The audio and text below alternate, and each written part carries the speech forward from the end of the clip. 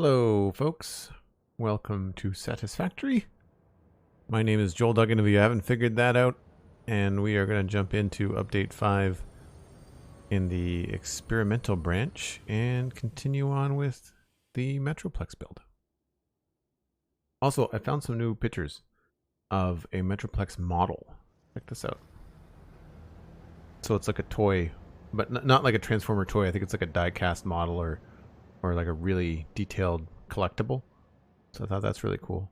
We're still going to use this image, I think, a lot today, because I like the details, the stripes on the top, and of course we've got the Metroplex board to refer to for other things.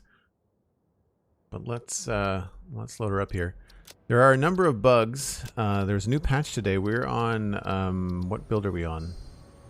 Build, this says 147, but we're on 183, I believe, for the patch notes. So if you're on the Satisfactory Discord, then you can look those up. Mostly it's just quality of life stuff. It's not and bugs like crashes and things. Careless 00, hello. Thanks very much for saying hi. Hope you're having a good day. Hi Cosmic. Hi Sweet Sandy. Hello Dang Rice. Always good to see the regulars. Hope you're having a good day. I'm realizing that I only had like 1 or 2 cups of coffee today, and it was like really early, and so I made myself a fresh cup for the stream. Uh-oh, it's dark. Uh-oh, it's dark. I like the way that this new storage room looks.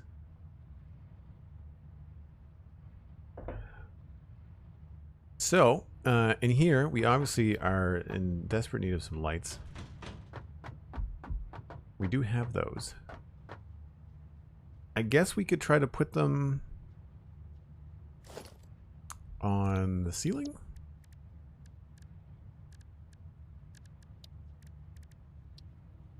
I want to block the skylight though, so they have to go maybe here.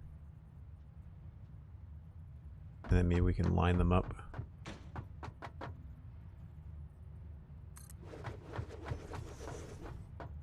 What's that? That's one. I guess I put another one over here. Oh, I don't have enough steel.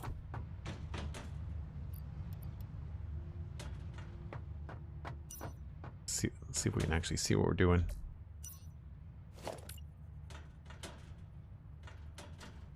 I guess what we'll do is maybe center them on the holes for now. This is probably going to have to change later.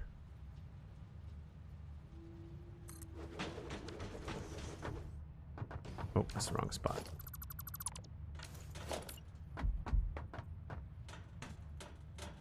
They added a separate volume slider for consumables. Oh yes, I saw that. Yeah, I saw that. Put one there. We'll put the other one over here. That's going to go into the light. Okay, well, go here then. I guess we'll have to go as far as we can that way.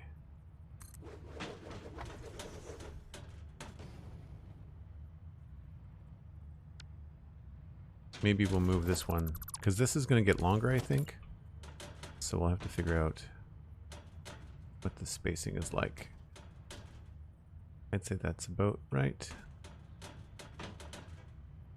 These things are weird. They've got hard clearance, which I wasn't anticipating. So for these, we can just hook them up.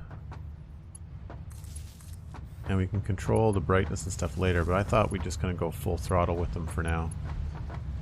You can daisy chain them, which is nice. Unfortunately, they leave a lot of... They leave their kind of their guts out to sea, you know, like they don't hide their connections very well. I'm not a huge fan of that, but... And they don't light the floor at all because of the way that the light works in the game. So it looks cool, but not exactly functional lighting. So for that, we're probably going to have to rely on these guys. we might have to line up lights in there. Helps a little bit. I mean, it is a little bit brighter over here now. Lampposts? No, the lampposts are too tall. They're like... They sit like this. Which, I mean, I guess we could maybe put them inside of all that, but that's really tricky.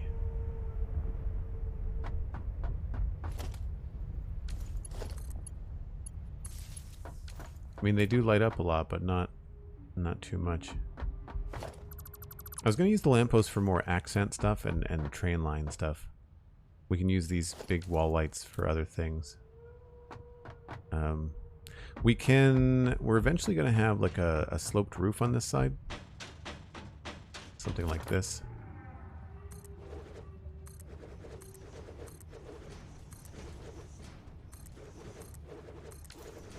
And so we could potentially add one of these guys over here. They you can kind of sneak them in. The hard part is trying to figure out the angle.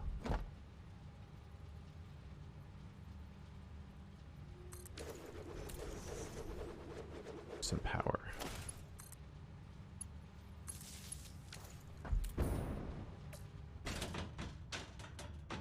I don't like the new sounds on the metal.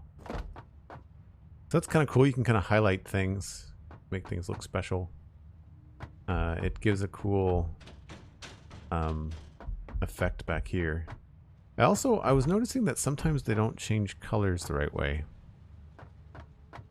Yeah, it makes it a little bit brighter. I mean, it makes it, you can at least see what's going on. Like this side feels pretty dark, but especially when the moon starts to come in, it starts to get a little bit better, right? So it adds some ambiance, I guess. But I don't want to get too carried away with that because I'm not sure exactly how the roof is going to go yet.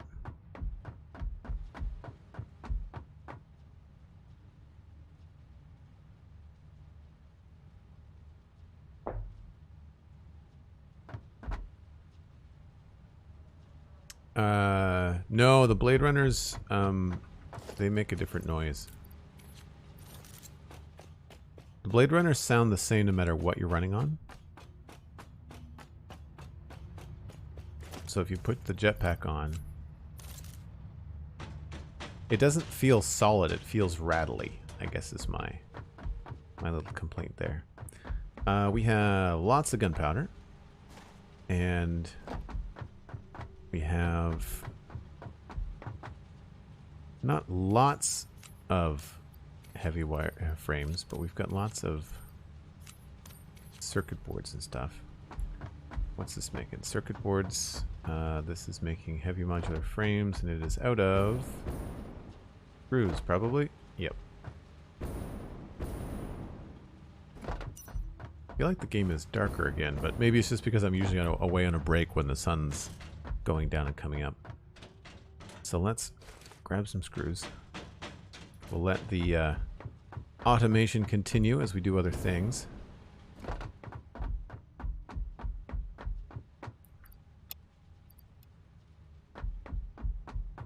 And I think I had some stuff to unlock.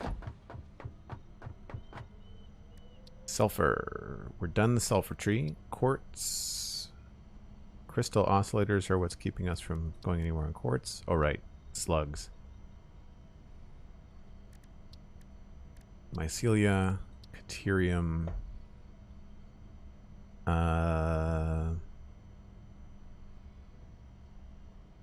We could make high-speed connectors as well, although I don't need that. Don't need that. Geothermal generator would be handy, but not the end of the world. And alien organisms.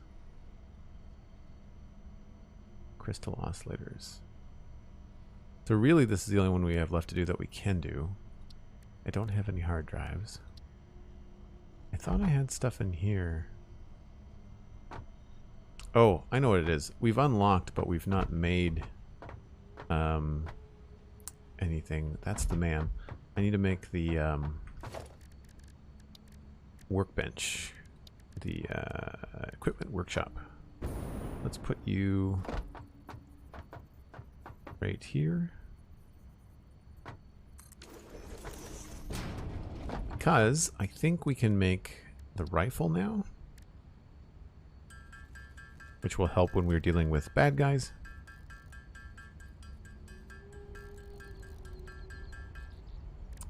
And we can make the noblest explosives with black powder and pipes.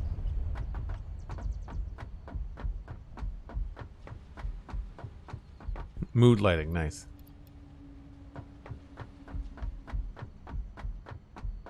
I'm gonna put another one of these over here. I wish we could put them inside.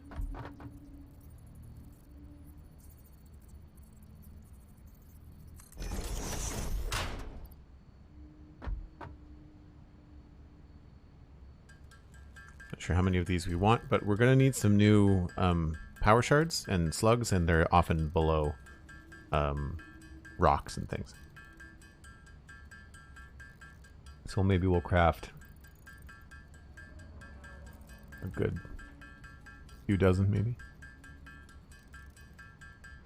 The explosives are super satisfying. I really quite like them in the game. Is there anything else that we need? Oh, we're going to need ammo. Rifle cartridges. So that requires more pipes and beacons. Lots of beacons. The tricky part with the pipes is that we're not making those right now anymore. We've ripped out our steel.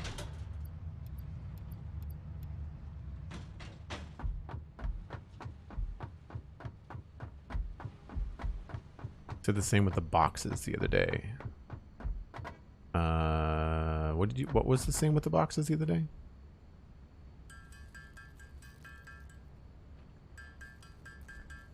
Probably going to try to get about 100 rounds. I think that's what they stack to. Oh, they changed the stack size for something. Quartz or silica or something? Stacks to 200 now, which is nice. Oh, can't put them inside. Yeah. Yeah, I wish you could put them inside some of the little buildings. Or I wish the buildings had inventory. Like, I wish you could walk up to, like, this thing, right? And right-click it and use it as, like, storage for stuff. So that would be cool. I need more black powder.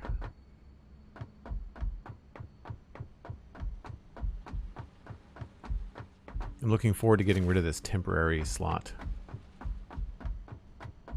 of machines. It's always nice to have a little courtyard where you can do stuff manually. That's for sure. Do more beacons or more bullets. Let's make beacons.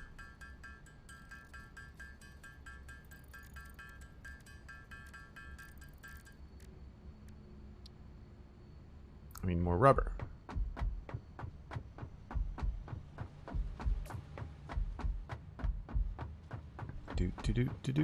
Do.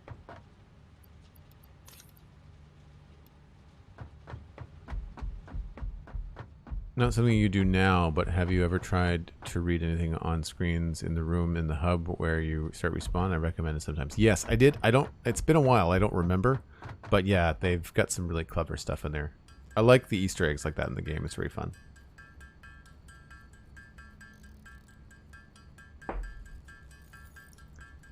Go down to about there. Call that done. We'll put that back. So now, if we have to make the explosive handler thing. So we need 5 of these little dudes. First.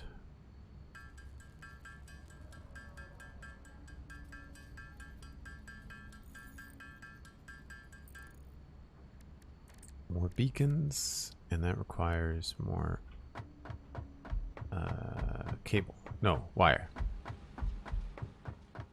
But yeah, they've got a lot of really cool Easter eggs in the game. I think my favorite so far is still the tutorial comments from Ada. There's something about like company email that she says at some point that I find was very, very funny. It was really good.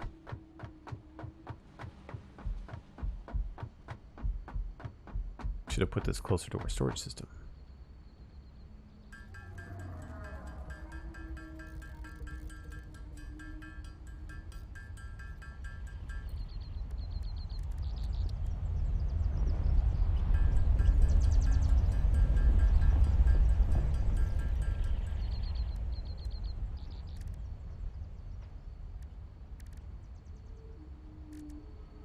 Where did it go? There it is.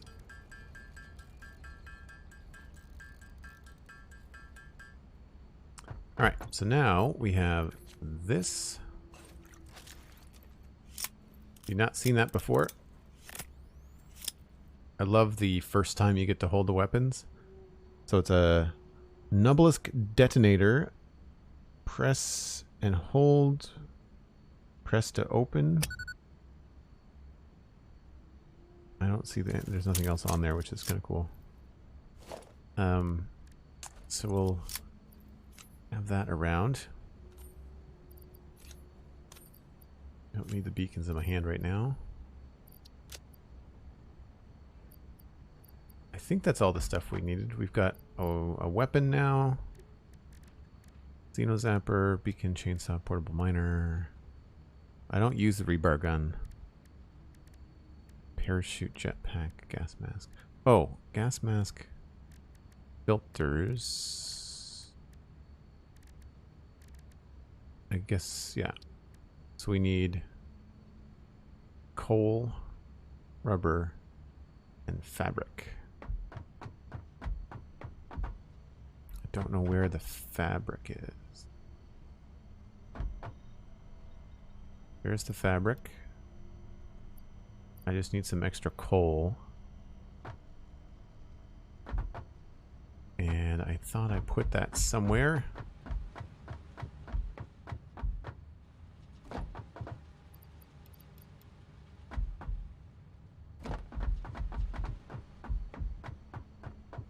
R to reload. Yes. Yeah, I knew about the R to reload. I just didn't want to load it in my hand in case I blew myself up.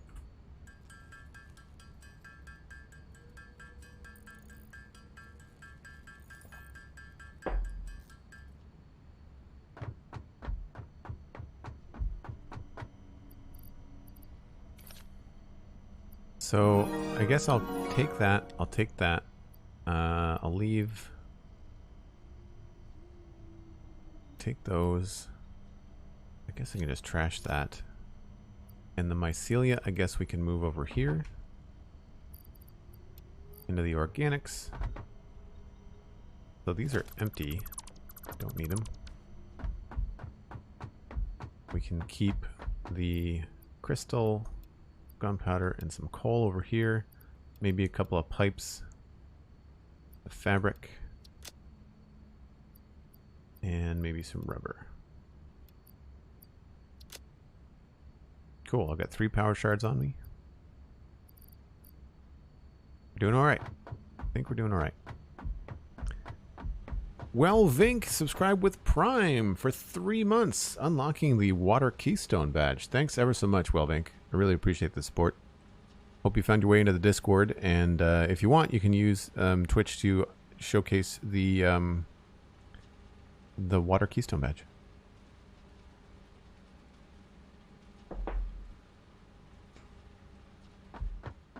Appreciate it very much. All right. So, in between streams, as I often do, I kind of noodle around on my lunch break sometimes trying to plan what I want to do. And if we go back over to our other side here, I threw in the front of this just to kind of get a feel for it.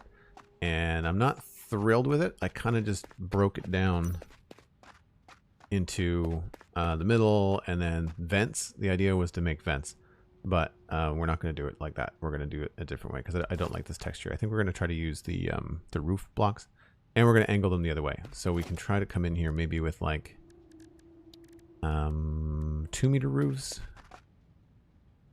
right? And this might be the way to go here.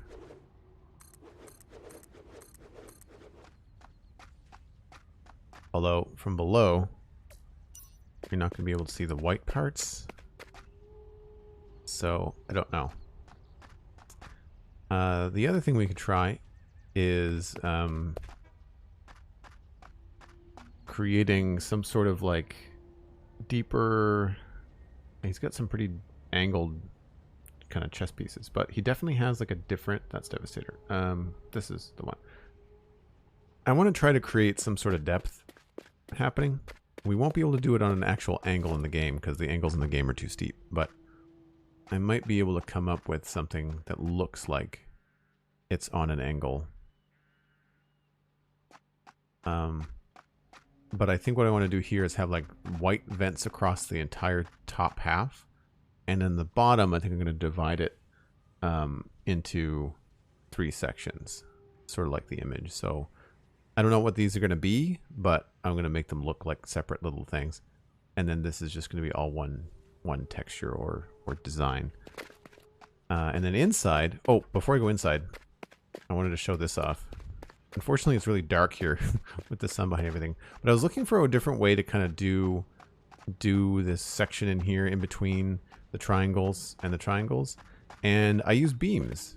So these are beams, right? But you can clip them or attach them, snap them to the edges of things. So it kind of gives this nice little 3D effect. It looks like a sturdy sort of like bracket thing.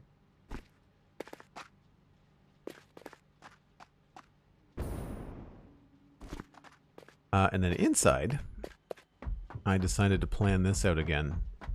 And we're going to go with not this design, but the one on the next block over. So this is just back a little bit extra.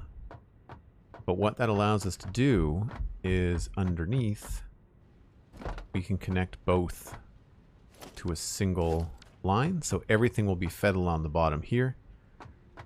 And then this one will be fed up to this top section. And this one will be fed from below. The only thing I don't know what we're doing is with the export, I guess we're just going to keep it the same. Because the other thing we could do is have another one of these out this way. And have that be like that.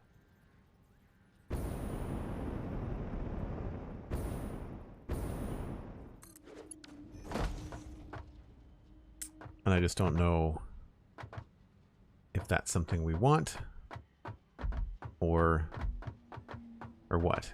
Because we could also change this into a walkway or something.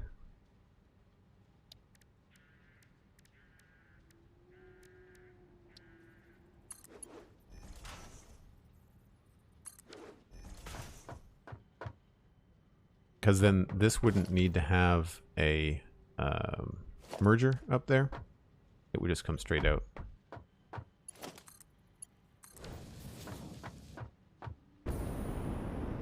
And I think we can walk underneath this. Nope. Cannot.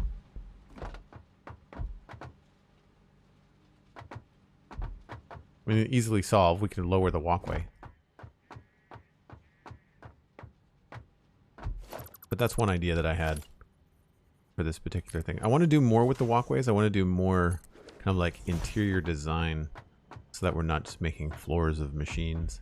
I want it to look a little bit cooler. I guess one thing we could try is having the angled walkway.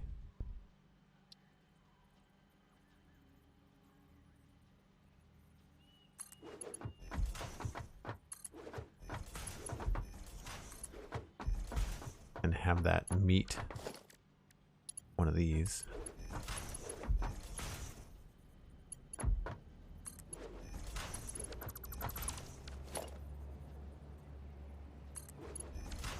But then you can't see the top, what's happening up top. And I'm not sure I'm a fan of all of the railings. So I'm not sure just yet what we want to do. We could also just have a walkway right here, right? That way we can see both machines. Could feel pretty cool. We would maybe center it over the thing, so like when stuff starts to travel down this, it won't clip through.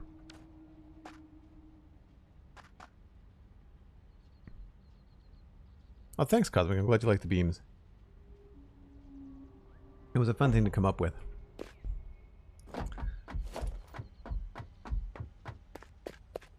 Oh, why are we've got no power in there? That's not good. Do you have no power? You have no power.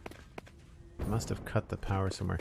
I was trying to do some building in here, but unfortunately, oh, I see what's happened. Unfortunately, the selection of the upside down 2-meter ramp will crash the game. I don't know if they fixed it in this particular update, but last night when I was playing, which I think was on this update, I think it was happening. So I was doing this stuff right here, and I can't even like eyedrop it. If I eyedrop it, it crashes because I wanted to put them here and there, and every time I tried, the game would crash. So speaking of, time to save the game. Yeah, it's a little bit crashy right now, but I'm looking forward to, and I'm wondering when the right time is going to be to move things over to the main save on Devastator. Okay, let's put down some signs for the plan, because I keep on writing this down and forgetting. So we've got... This is a pretty big sign. Anything bigger?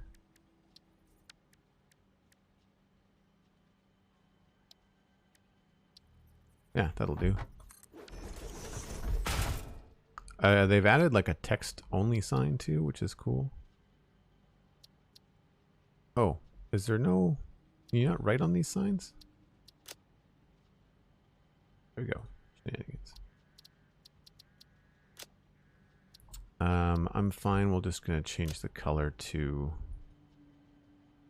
a little off-white. So we've got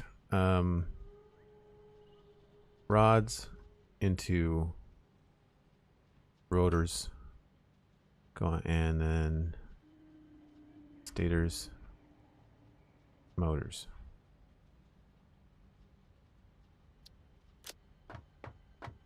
So we need, take a look at the assemblers. Motors, we decided we're going to make 20 motors per minute, which requires 40 rotors. So we'll do 20 motors per minute, and that would require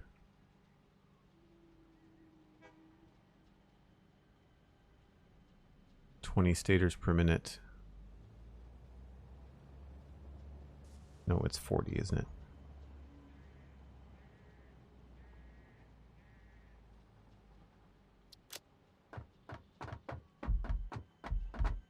So I want 4 of these machines, which means 40 of each of those. Right, okay. 40 rotors per minute.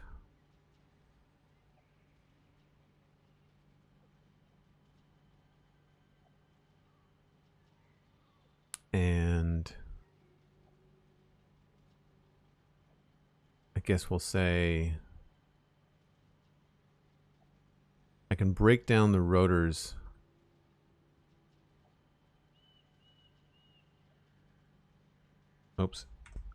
on another sign. Rotors and stators. So let's go there and there. Oh, they snap to each other. That's cool. We'll just copy the settings.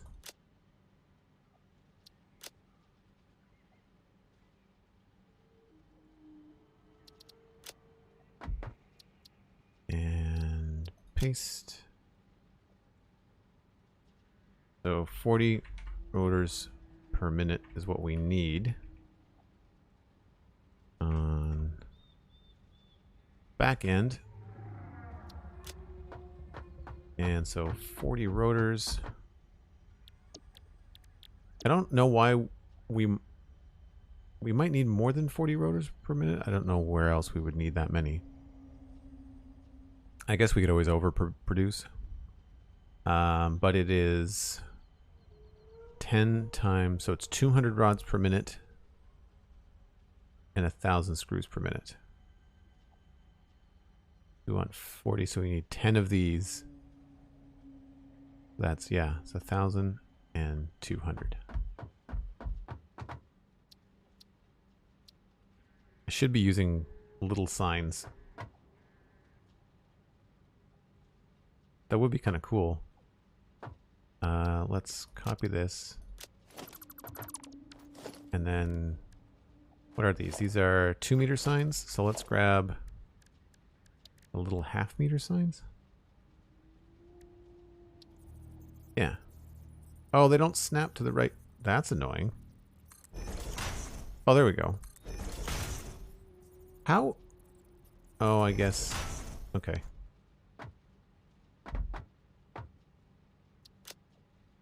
Oh, you can't paste. Never mind. Okay. Layout shenanigans. No, I want this. All image. No, let's go with that.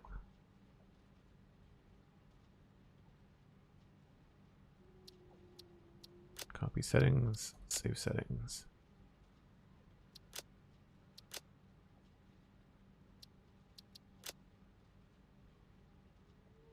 So we had rods, and it was 200 per minute.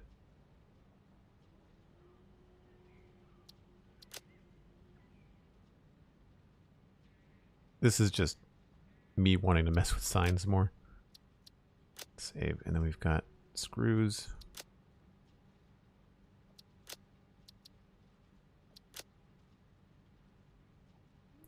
Did they fix this at all? Nope. Selects like 2 above where you want it to select. It's really annoying. And we'll do that. So we need 1,000 per minute.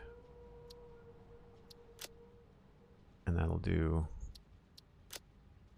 rotors.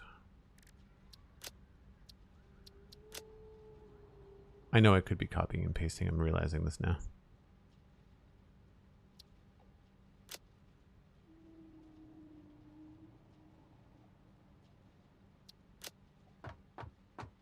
Right, so that's what we need for the rotors. Stators are a different story. Stators are steel pipe and wire, and we don't need 10. We only need 8.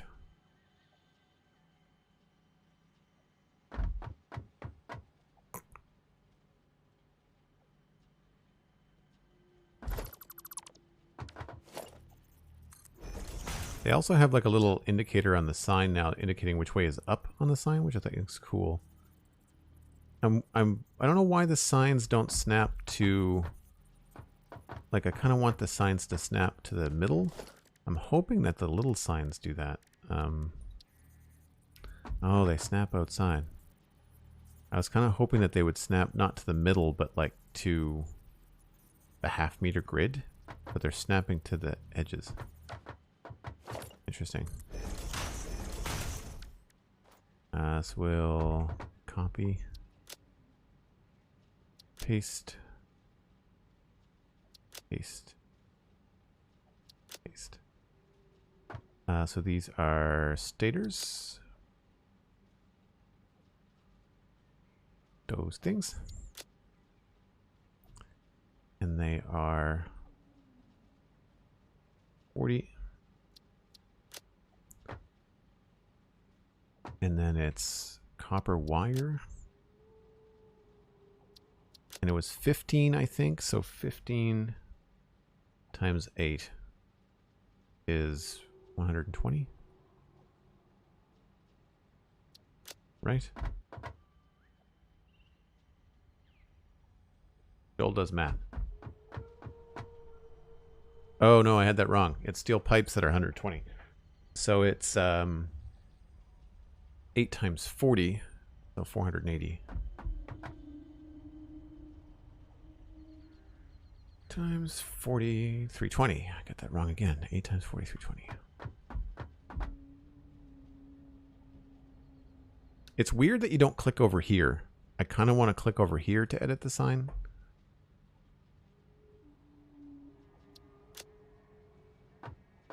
I feel like it should work like a website WYSIWYG editor. I feel like I should reverse these.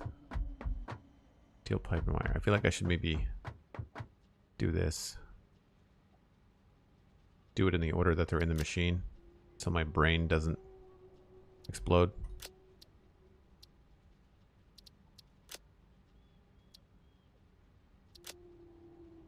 We want steel pipes. Just search for it. I love that they let you search in these things. It's such a handy idea. 15, so this was 120.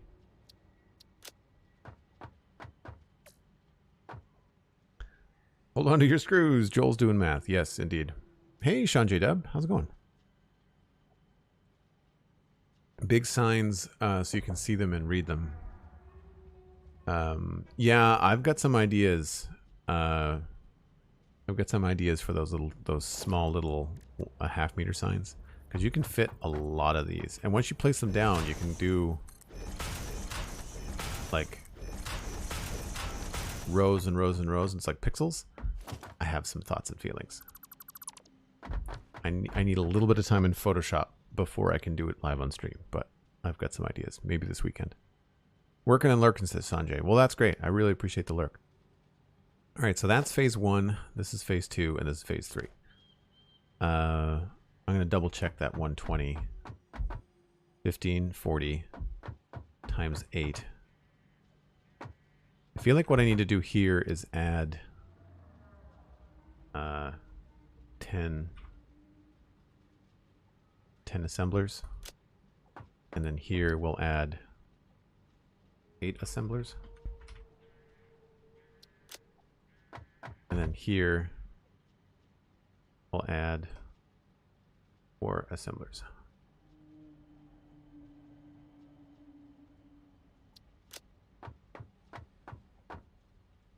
I kind of feel like we should copy paste this stuff here. Paste. So it'll be 4, 20, motor. I don't know what order these are supposed to be in. Seems kind of random. And then copy settings. And then paste, select, stator. What order are these in? For motors. Rotor and stator, 10 and 10. Stator. And this is going to be 40. And then, oh, I should copy these. Paste this here. Just change the image. Yeah. That's the process to get motors automated. And we are here. So with this, we need 200 per minute. These guys produce 15. Or I can underclock them. And we can just do 10 in each one. I don't know why I didn't think about this last time. Because I was thinking about doing 7, right? I was thinking about doing 7 times 15 and then siphoning off the other. No, I guess we'd have to do 14. 14. Yeah, 2 rows of 7. But it's 210, which is more than we need. And then I was going to take the extra 10 and just put them in storage. So we could do that, or if this works out better, because of the spacing in here, we could just underclock one or two of them and end up with a full 200 per minute. So we're going to go with 1, 2, 3, 4, 5, 6. So it looks like 7 is actually... Is this deeper than the other? I wonder if I've screwed up and made this the wrong size. So let's just check here. It's so dark in here without lights. From this, we've gone in 3. And then we've got 1, 2, 3, 4, 5, 6, 7, 8. And then 1, 2, 3 to the ledge again. Okay. Let's see if I've screwed up and made this not deep enough.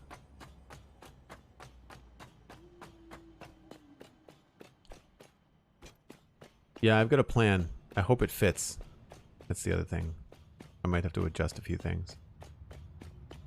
It'll be a pain in the butt if I have to adjust a few things, actually.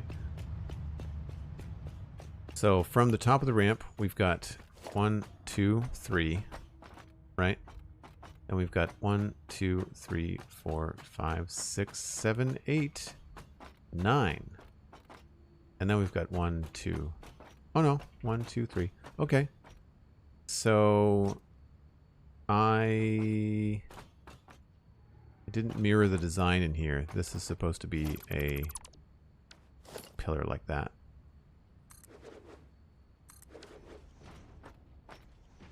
If I do the same thing.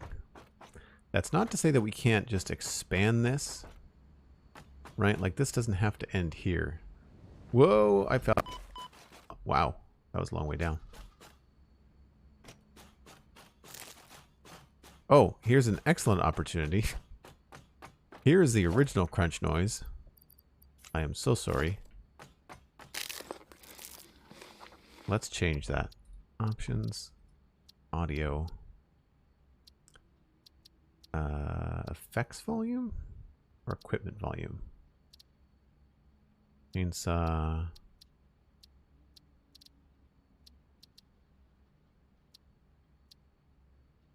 Medical inhaler.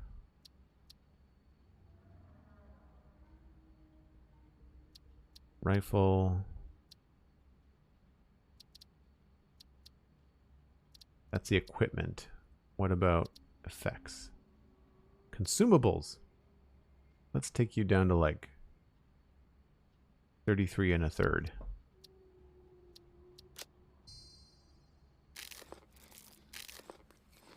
Nope. Doesn't make it less gross, but it makes it less offensive. And volume. Let's go 10.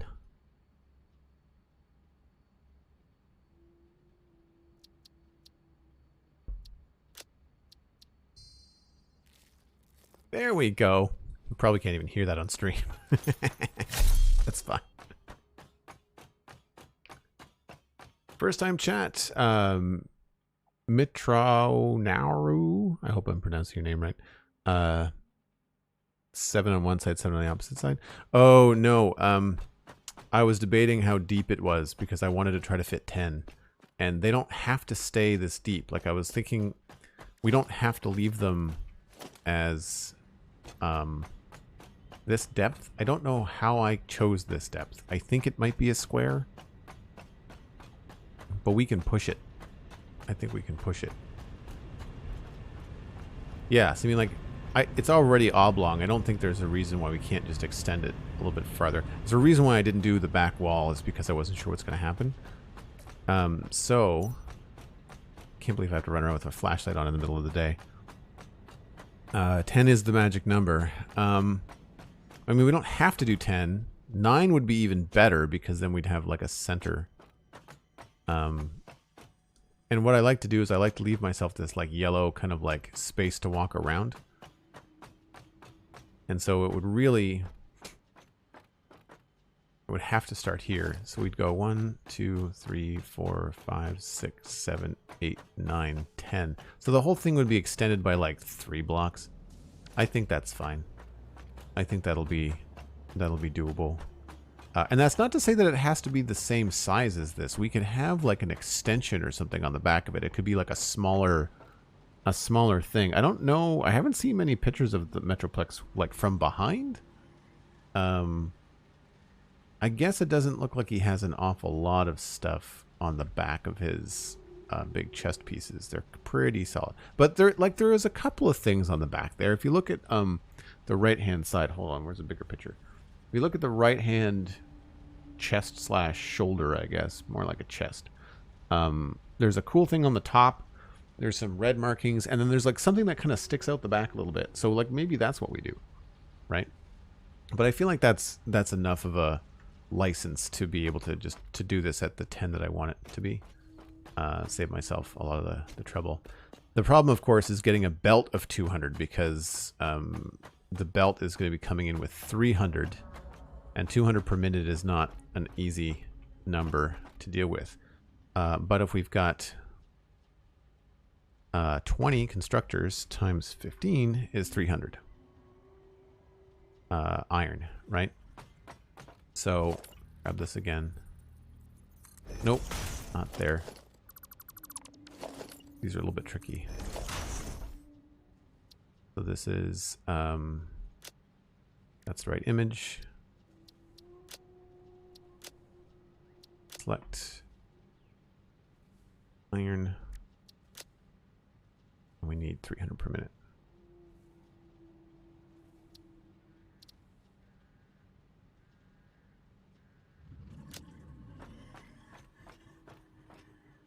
Right, so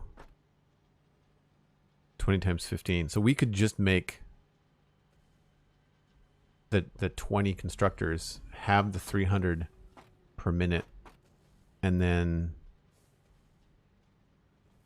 it's a 1-to-1 ratio, right? So then we're going to have 300 rods, and we'll have to figure out what to do with the extra 200 rods. But I feel like you're always going to want more screws or whatever. The problem, and then splitting 300 into 200. Actually, that's not, maybe that's not a bad idea. Because we have a 300 line, and splitting a 300 line into 200 is pretty easy. You just split it and then combine the two lines.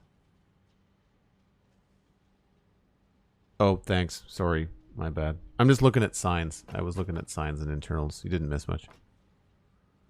Can't see the glorious math you're doing. In my head? Yeah.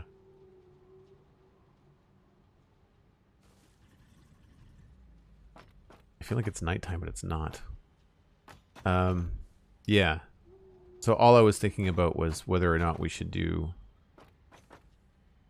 the 300 rods or 200 rods, but we can do 300 rods. We'll just have to take a line and split it.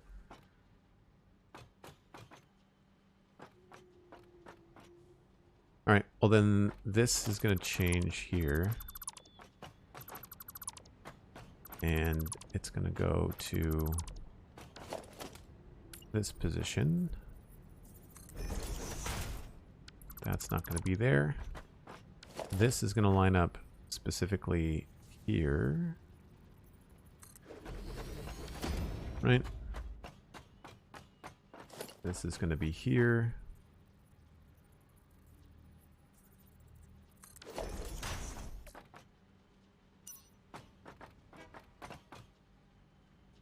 And then we just have 10 more of these all lined up.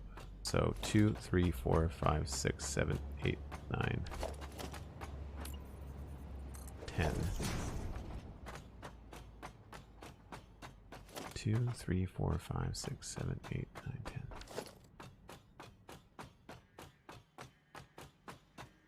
I can't think of another 200 divided by 15. There's no multiples in there that work out. Because we could underclock the rods.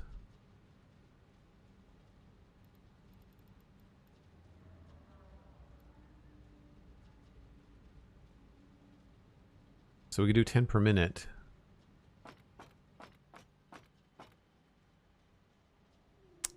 For... No, you know what? We'll do the full. We'll just do all of them at the same. Do all of them at the same time.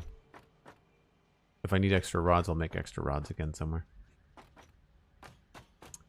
Okay, so that's that. Don't think I need that anymore. And that will actually help us because we were having trouble trying to fit in the stators and rotors. And so rotors now, 10 assemblers with the extra room we have should be okay. I don't know if we'll be able to get all 10, but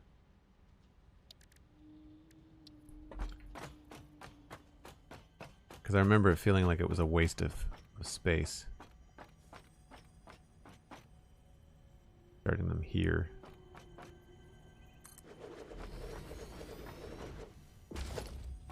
They take up like 1 1/4. 2, 4, 5, 6, 7.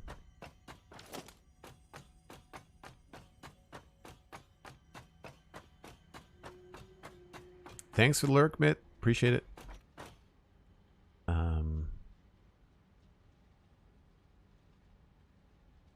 Yeah. 10 assemblers is interesting, to say the least.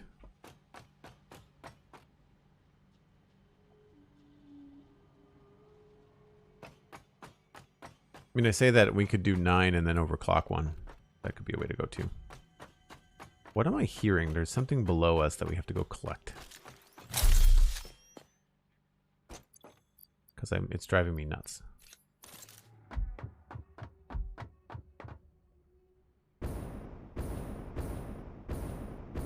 There it is there. Causing all kinds of ringing in my ears.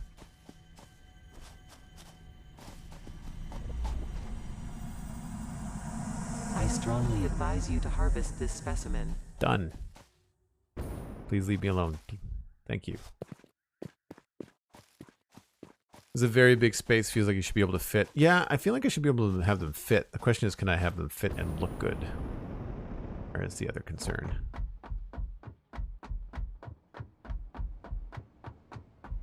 I know the constructors will fit. That's not an issue. It's just that 5 of these just feels like kind of a waste, right? Because like if we're doing 10 of these, it's 1, 2, 3, 4, 5. Then this is the middle here. So we could have these guys over here.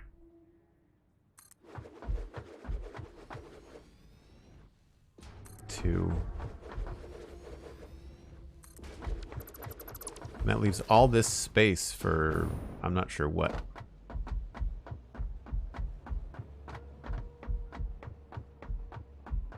I mean, we could do them in pairs of 2.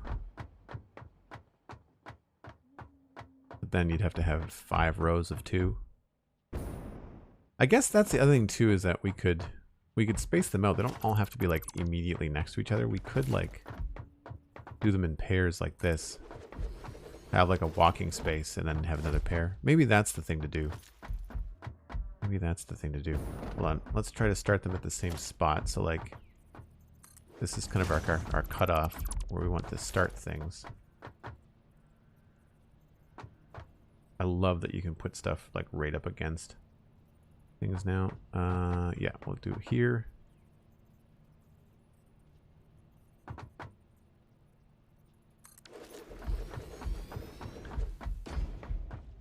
That's about right. So that will go out here.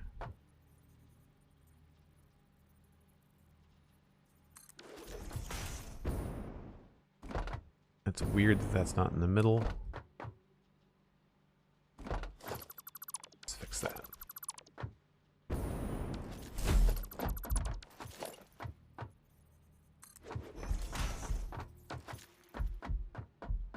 Yeah, spacing them out. It's the kind of thing you don't think of. Like you see so many people just put everything so tight together, right? Is that right? Okay, that could be a little bit farther forward, but that's fine. We can mess with that later. So there's 2. And that takes up 1¼ foundations. So then we'll give a space of 3/4.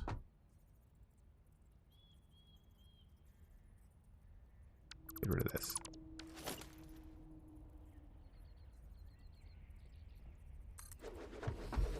Do 1, 2.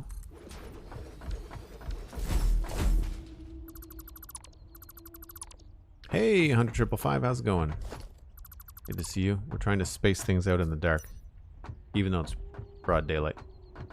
So again, that comes out into that by 1/4. So we'll go 3/4 again.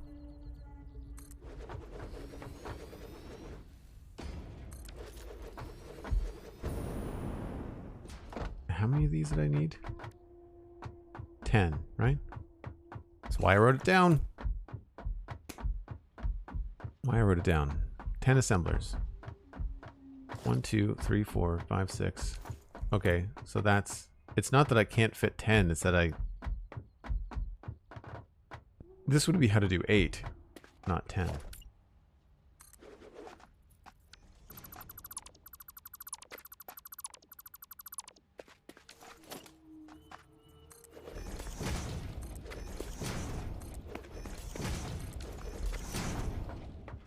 Right? Because the last one would be over here.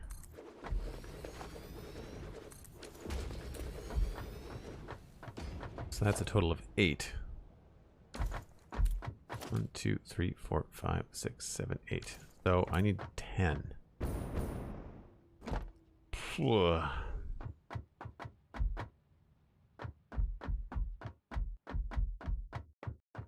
I guess we could use the space in the middle. Have them flipped around this way.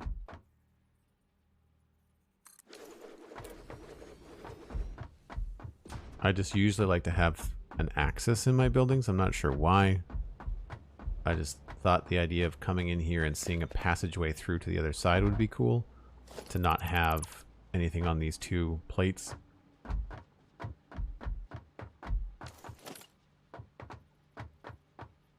We can't do that over here. There's not enough room. I guess we could have them be... We could have them line up this way.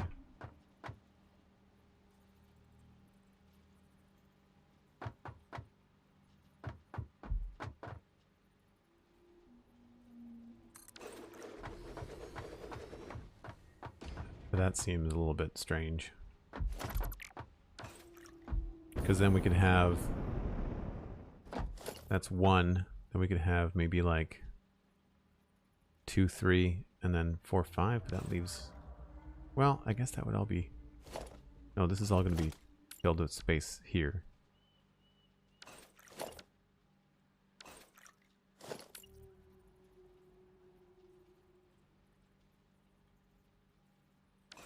Yeah, that's weird.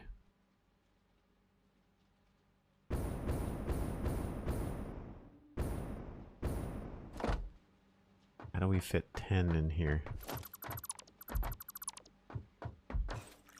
Maybe a break and think for a minute or two? Yeah, that's probably what needs to happen. Especially because it's nighttime. Is the break train nearby? Or is the Manta coming by soon? Train is at the other station. Where's the Manta?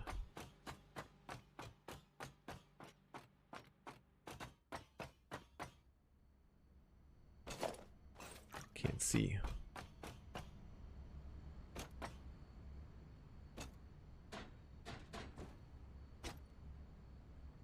I don't see our Manta friend, which means the train is probably the better way to go.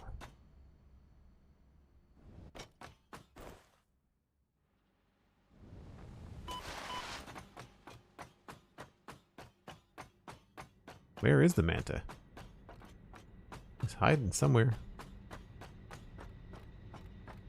Unless he's coming back around. It's that battle. What'll get here first?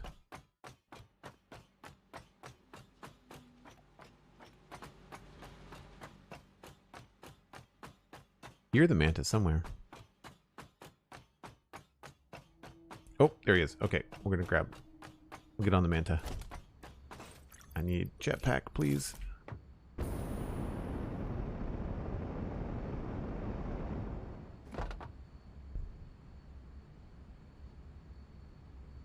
So I removed a bunch of stuff out here. I'm pretty sure he doesn't clip at all anymore. At least not on the concrete. Maybe a little bit right there. Right.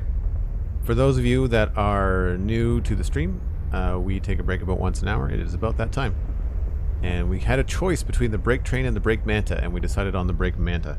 So enjoy your coffee and keep all of your hands and legs inside the manta at all times, and we'll be back in about 5 or 7 minutes.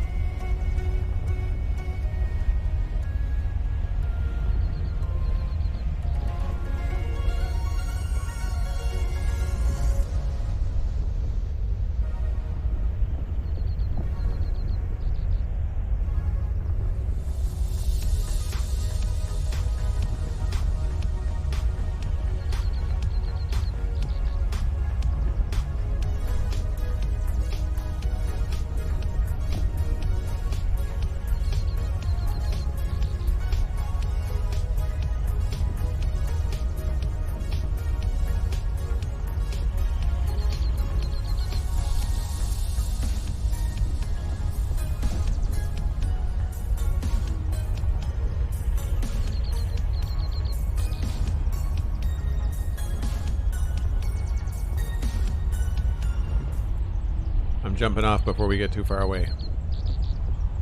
Do I have the jetpack? I hope I have the jetpack on. I do.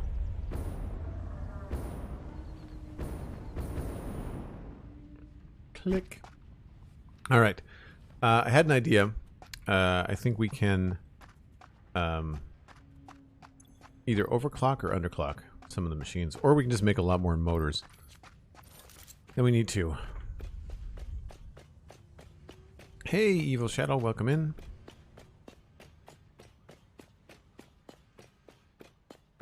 McScrewgun, good to see you. All right. So, in these machines, if we are making rotors, if we had 300 rods, then we could just make 300 divided by 20. That's 12, right? Oh, 15. So we could make 15 assemblers for rotors and end up making 60 rotors per minute instead of 40. I don't know why we would need 60 rotors per minute. Because unfortunately, when you go to look up the codex and you look at rotors, they don't tell you what they're used in. They just tell you how to make them. And so most of what we have in here like requires motors, not so much stators.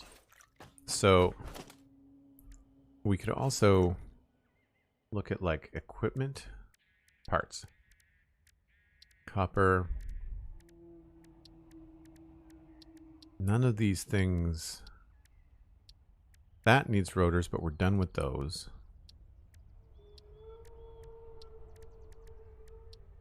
Those don't need rotors. Those don't need rotors, just motors. Not automated wiring. Yeah, so like we don't need rotors outside of our own inventory. We're gonna need them for those. Well, no, because they're in the motors are gonna go towards those.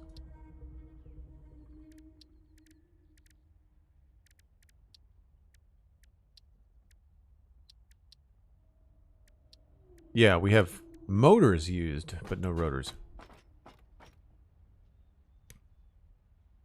Some would have checked on the jetpack before jumping. Where's the fun in that?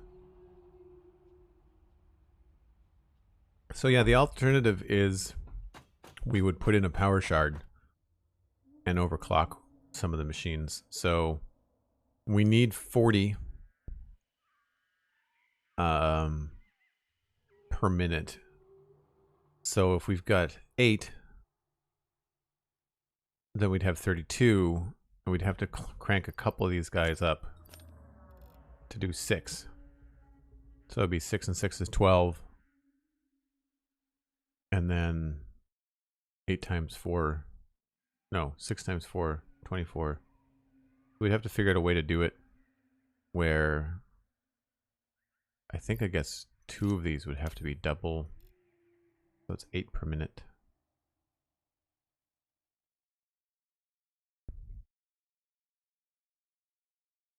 Because we have room for 8 instead of 10. So 8 times 4 is 32. So we need another 8. Oh yeah, we'd have to overclock a bunch. So really doing more assemblers is the better way to do it. So rather than just doing 10 of these guys, which I mean really we could just do 10 in a row and extend the building to house that much. And I guess just leave something on the end. I'm not sure what we would do with the end. 1, 2, how far does 8 actually take us? Or 10, rather.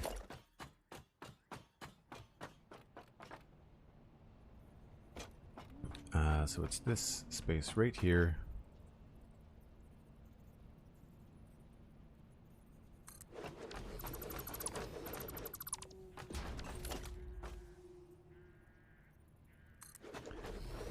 have that the wrong way. That's fine. 2, 3, 4.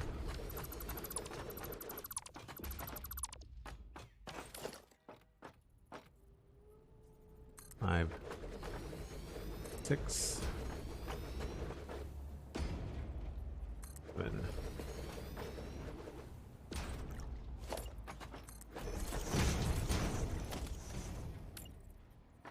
Need more rotors, imagine that. Nope, I don't have a jetpack on. See? Where's the fun in checking?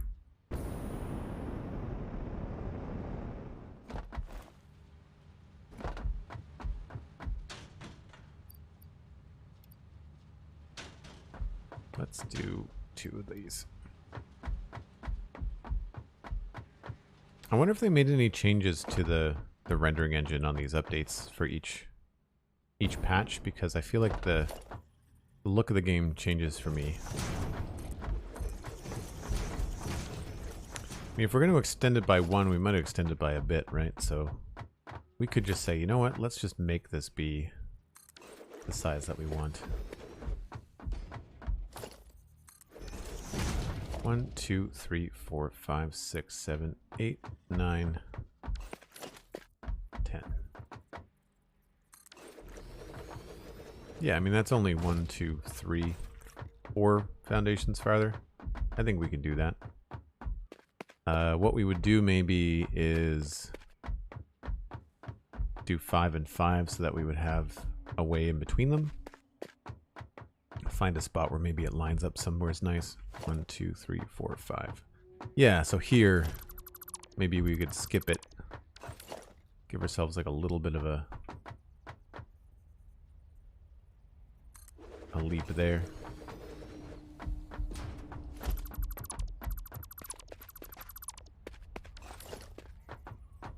I feel like for whatever reason I get concerned about space, and I've got all the space in the world. And I don't know why I get so bent out of shape about trying to fit things inside of boxes when I can just change the size of the box. 1, 2, 3, 4, 5. Yeah.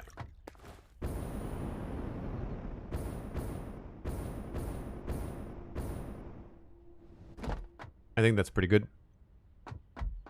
And then we'll have lots of room to do all kinds of stuff on the top floors.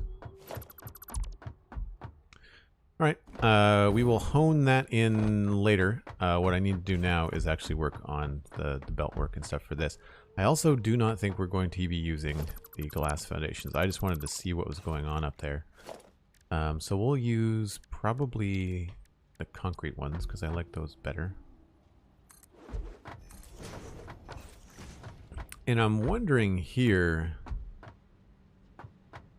if we can maybe push those back a little bit so that they don't hang out over the edge so much, because I don't think... Do we want to do anything funky like this?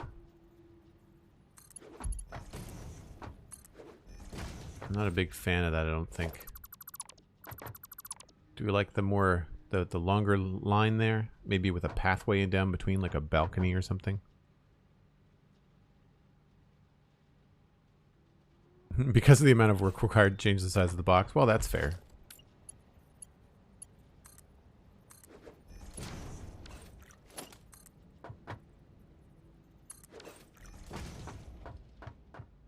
I don't think I really like that.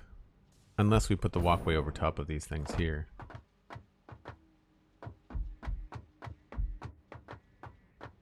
I think I would prefer... Yeah, I'm thinking like maybe having the balcony or the... I say balcony, it's not a balcony. The catwalk. We'll do something like this. Of course, this doesn't snap the right way.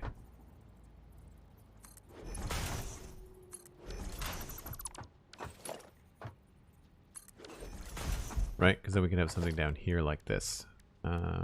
Straight.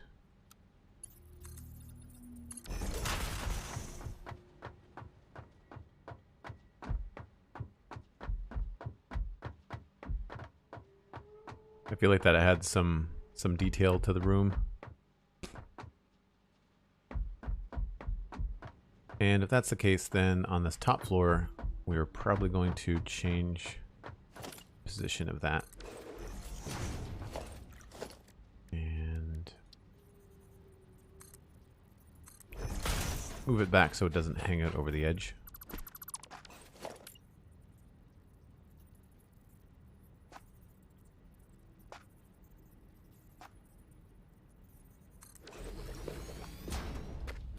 Because we've got lots of room back here.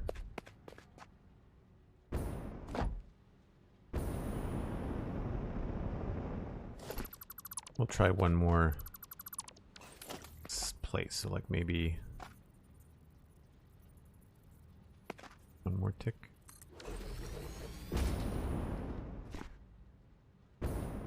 I think I like that better.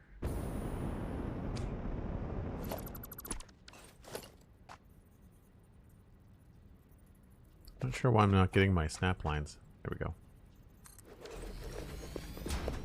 Make sure that's in the middle. Yep. Because then we can do something with this, and instead of using those, we could maybe drop the scale of them. Although, I say that, and I should probably save the game if I'm going to select upside down ramps. I feel like this is still a problem. No problem, Careless. You have a fantastic day. Thanks for hanging out. Appreciate it. Hope you're having a good one. So we'll grab the foundations. We're going to grab the upside down. They need to do something in here to make this clearer. So I'm not sure where the upside down regular concrete ramps are. Like, you go right by them. Right? Like that's right side up. Where is the inverted? See, this doesn't look like concrete. This looks like polished concrete to me. And we're crashing the game. Crap. All right, I guess we're not building with those today. Knew it. I knew it.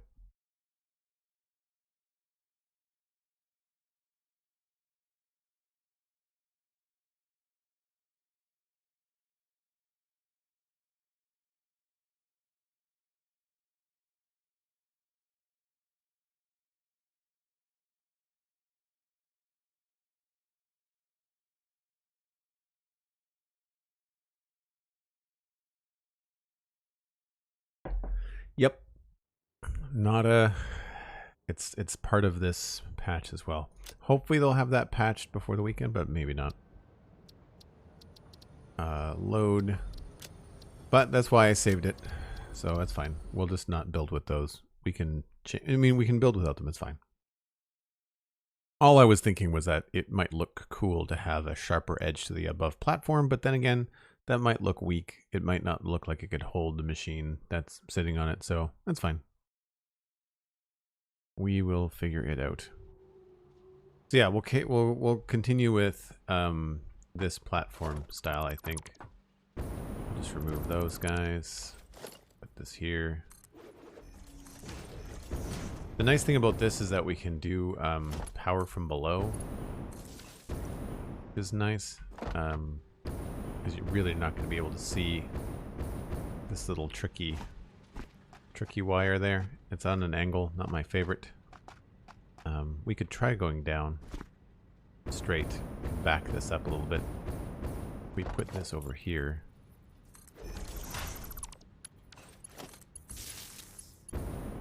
Then this might be a better angle.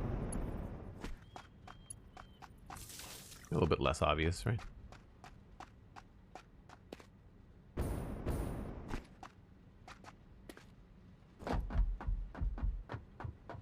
Sure. Okay. Well, I guess the only other thing we have to figure out is where the iron is coming from. And so I want to do that before we start building everything in place. Wonder if it's on the bug tracker. Yes, it is. Yes, it is. You know what's not on the bug tracker, though, that I could see was like that revision note that I had for changing the way that concrete is painted. I don't find it very intuitive, so hopefully I'll have to find a way to word it correctly. Oh, stairs right here. Forget about that.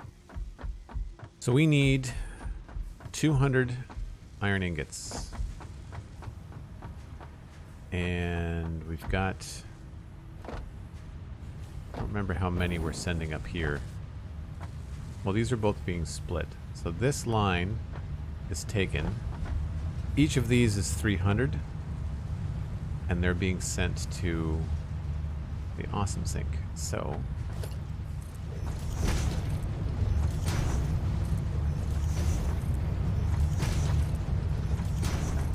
we have those, but we also have another set of iron ingots over here that is doing a whole lot of nothing. And I think it's only 120. 120 iron ingots from those impure miners. I don't remember what we need to do to those to make them 300. I think it's only one more. I think it's only one more shard.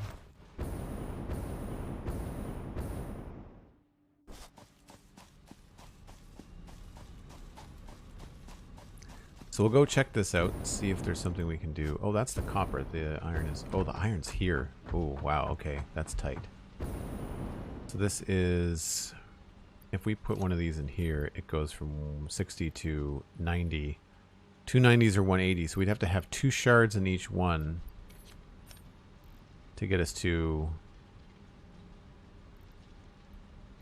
100. Don't think that's really how I want to go with this. So we'll have to take the 300 line and break it down.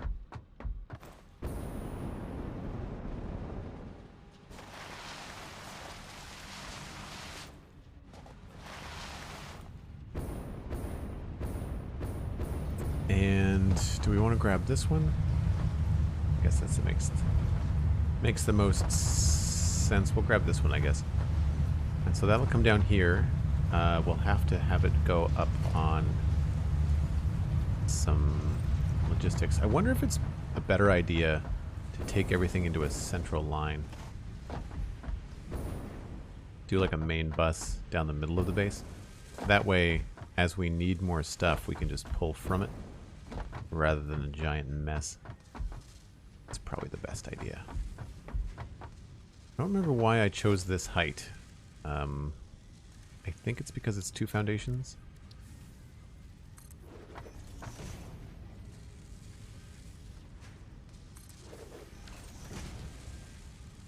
Which is an odd thing, because normally I'd want to go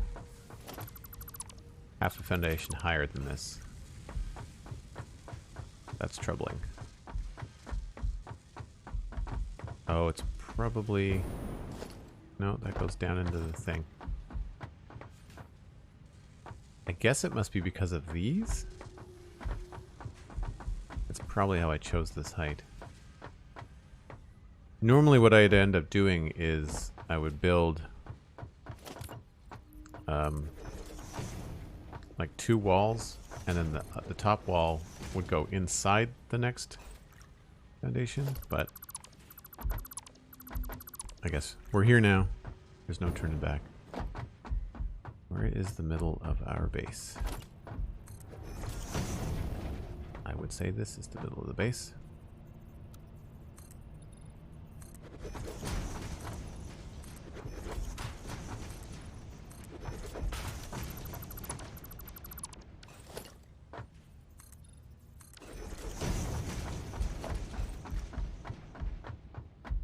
So I think we need to go over there.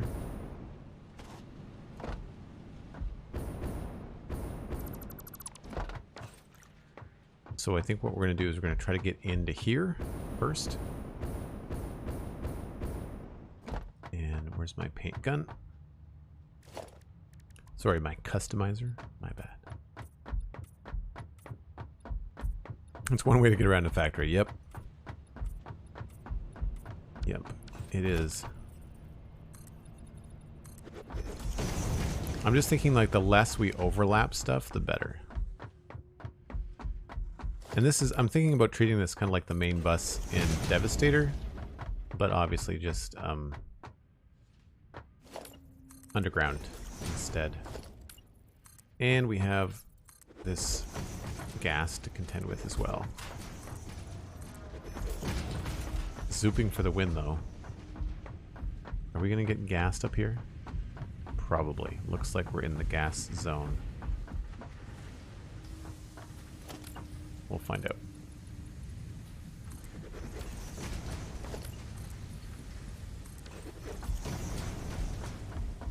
Yep. Okay.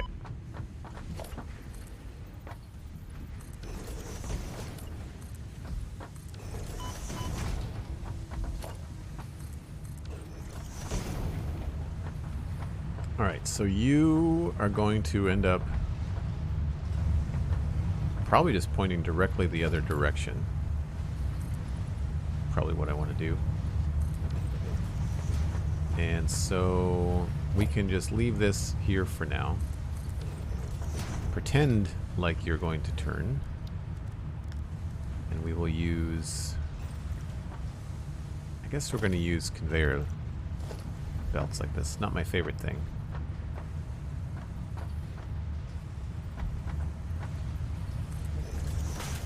And then we've got 1, 2, 3, 4, 5, 6. Might be able to place this from far enough away. 1, 2, 3, 4, 5, 6 to here. Then 1, 2, 3, 4, 5. Do we need to go all the way into the middle?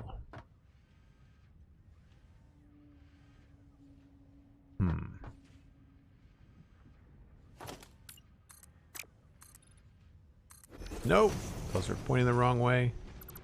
Why is it pointing the wrong way?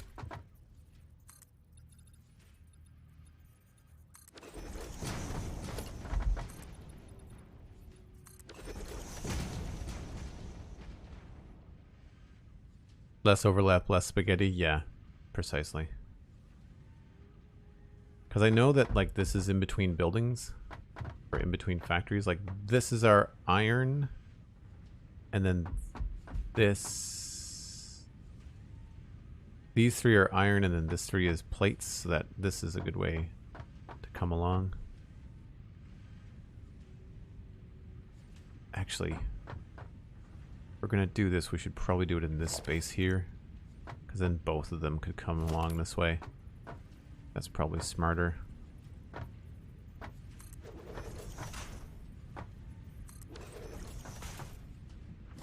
Okay, so that's fine. And then we'll do... If this is the middle... Big old red line. Then let's do... Let's just mimic the road above, because the road above is 3 on each side plus a middle bit. You can sort of see there's 3 there, and then that's the middle in the road in the main part of the base. So we'll just kind of have everything underneath.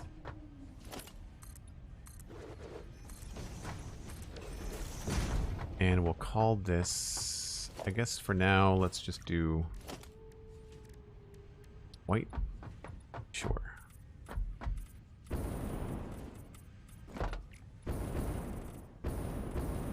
My gosh, that's handy.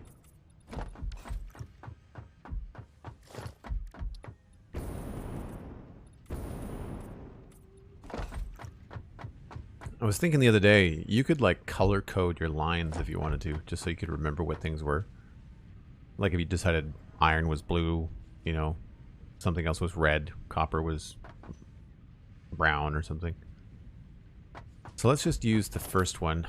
We'll switch the direction here.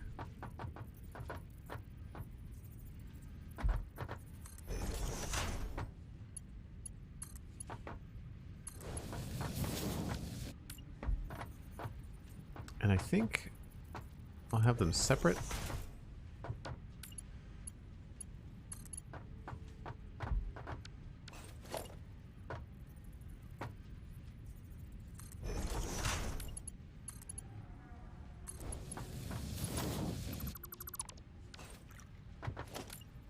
One, 2, 3, 4, 5, 6.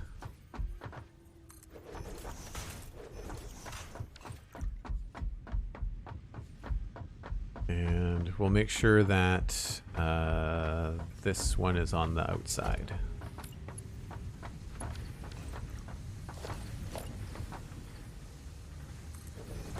I love the lines that they give you now. So handy. So very handy.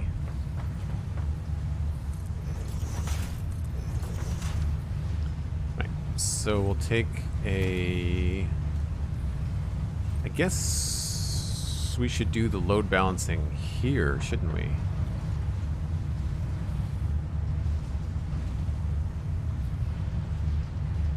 No, we'll do it down. We'll do it down there.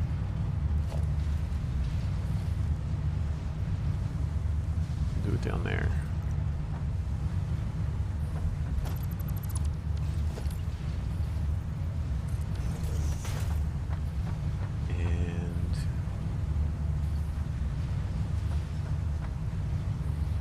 Guess that will have to be on the inside. We'll see. Each belt is doing 300, so we have to do the big guys.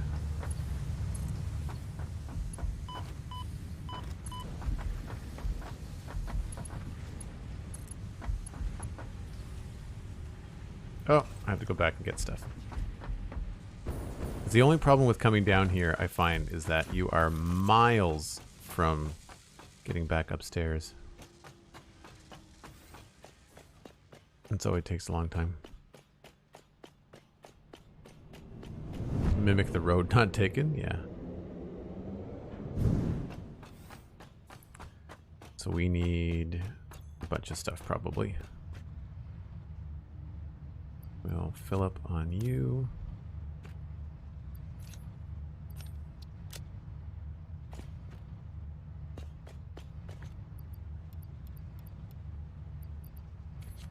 Fill up on those. Concrete.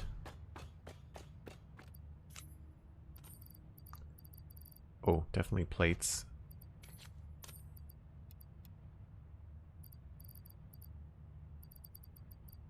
I think we're good.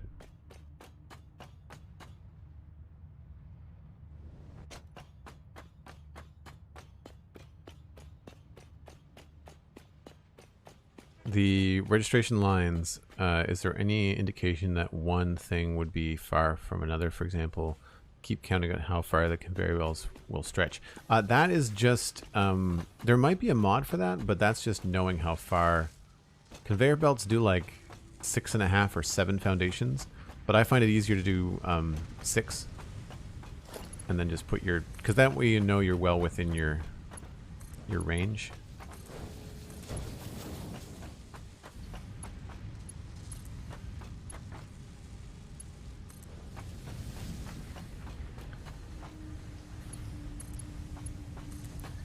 So if we were to bring these down and connect them, so this and this are going to connect to these two here, but not this one. I guess we could take this one to the outside and then that one to the inside. So then this is going to be over here somewhere. Well, we can adjust that later.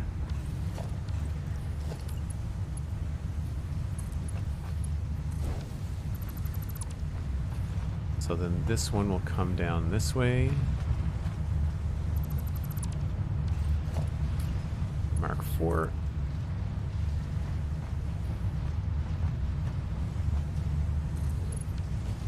Please line up. Oh, close.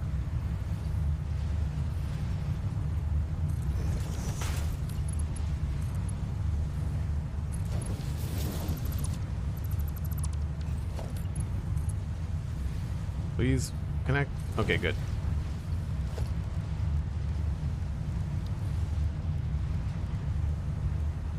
I really don't feel like falling down here. Alright, so that'll bring 300. It should be 300. That seems like it's not 300.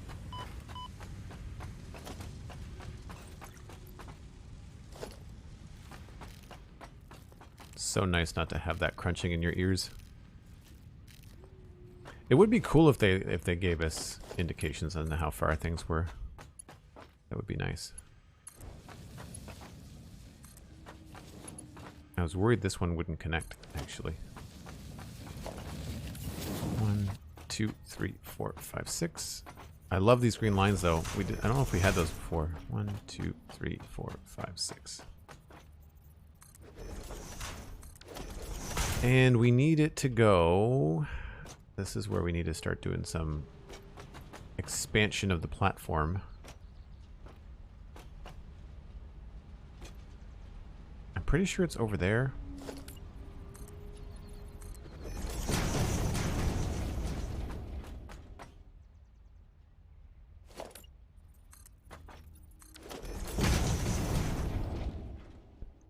Trying to figure out. There's the road. Right? There's the red thing. Don't know where that is. So that's the edge. So it's somewhere around this area that we have to get to.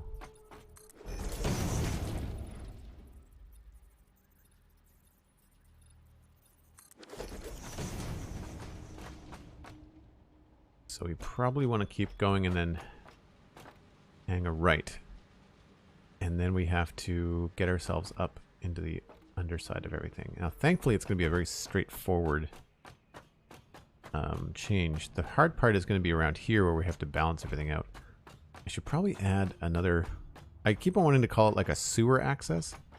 Maybe we should do this right underneath our main hub here. Hold on. Ladder.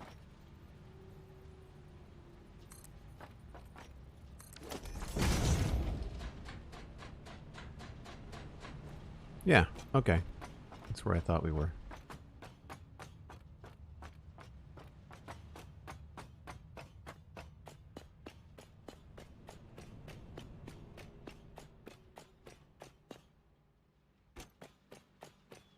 So over here, we can remove this temporarily. So we need our line of 200 to come in here and just go straight into there. We don't need to do anything fancy because we're going to have these down here. Right? And then we grab those and then you reverse them. Connect. Right? I need my jetpack. I wish that the Blade Runners would let you jump a full 4 meters.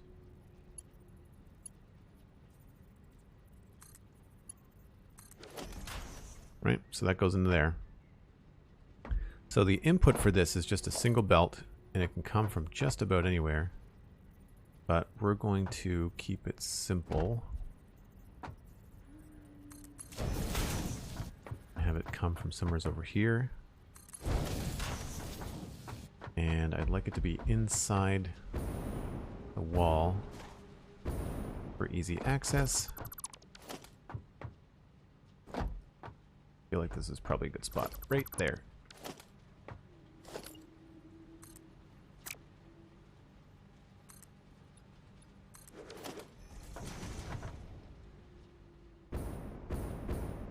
That's pretty close.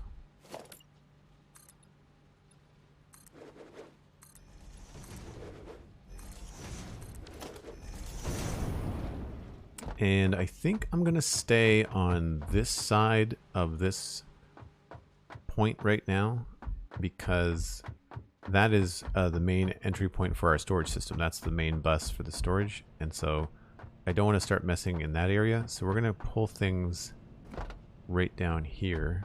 And this should give us enough space to do the split, I think. And this platform is just going to be built as I need it. I'm using this as kind of like some, not say training, but like practice and kind of decisions on how I want to do things with Devastator in the future. But we're going to have one 200 lines, so it only has to be a Mark III. And I guess we can send that through a portal. Or a conveyor hole. I like this idea too of like creating some, like a, if this was like in a factory that you could see, having this indent Makes it feel kind of cool and official. We won't do any decorating down here because, like, why would we? But we need a belt for height.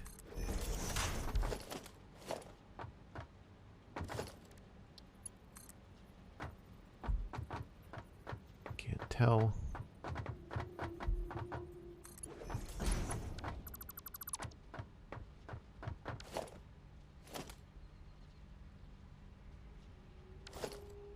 So we've got one of those belts is going to come down this way, and then it'll start to get split around. So we'll need a splitter. That's a merger. So the way this is going to work, we're going to have 300 coming in the back of this. And now we have to take... Oh, wait a minute. Do we want... Maybe we want to do the balancing over there.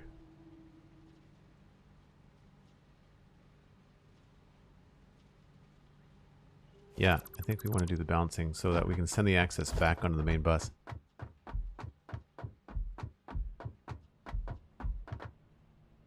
Speaking of sewers, is there any kind of sewer waste or unused byproduct mechanic in the game? Yeah, McScrewgun Sandy has it. The Awesome Sink is eating tickets. It's a way. The Awesome Sinks are a way to kind of keep your factories going and test your power supply, while, like, all this stuff. My storage system is full of concrete, so the concrete is basically just going in and past the storage system, unless I pull concrete out, and then it's going to replenish.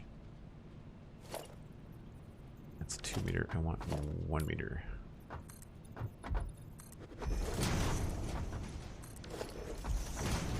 All right, so we're going to pull...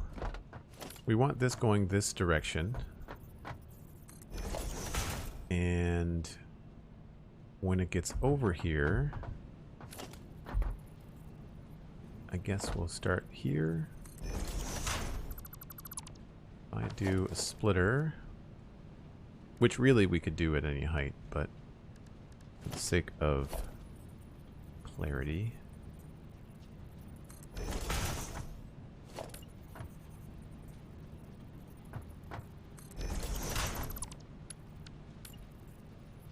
One, two, three.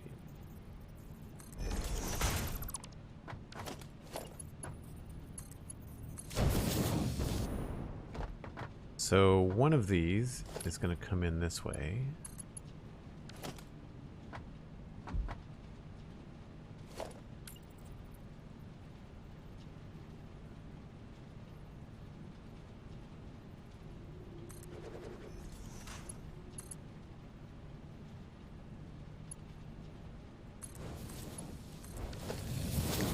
So there'll be 300 coming in. It'll be split in 3 different directions. We'll take 2 of those directions, each of them being 100, and tidily combine it into one line that will go off in this direction. 1, 2, 3. Is that too close? Yes. Right, so that's our 200 going that way, and then the 300 is going to have to go back around. Oops. And I think I could do it here.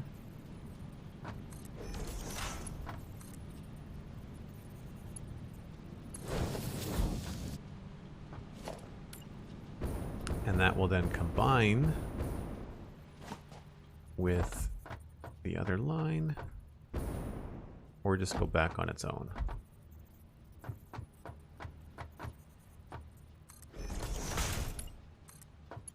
And we'll end up having to put a sign on it so we know what the heck is going on, but I think that'll work.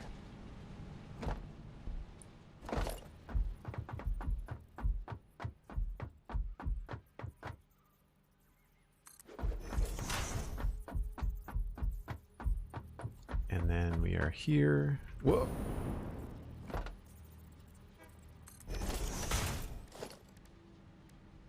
And this is only 200, so it's only a Mark III.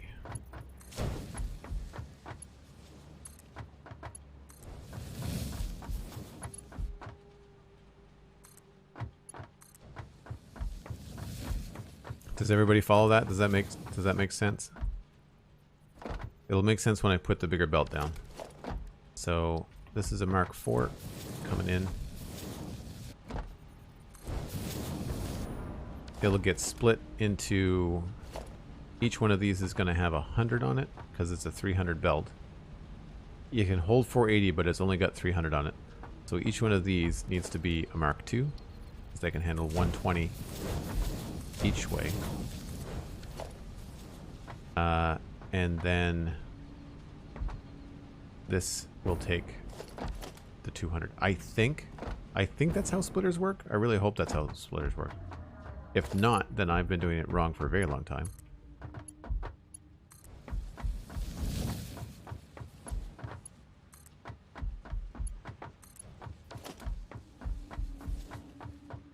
So I'm going to actually disconnect this briefly.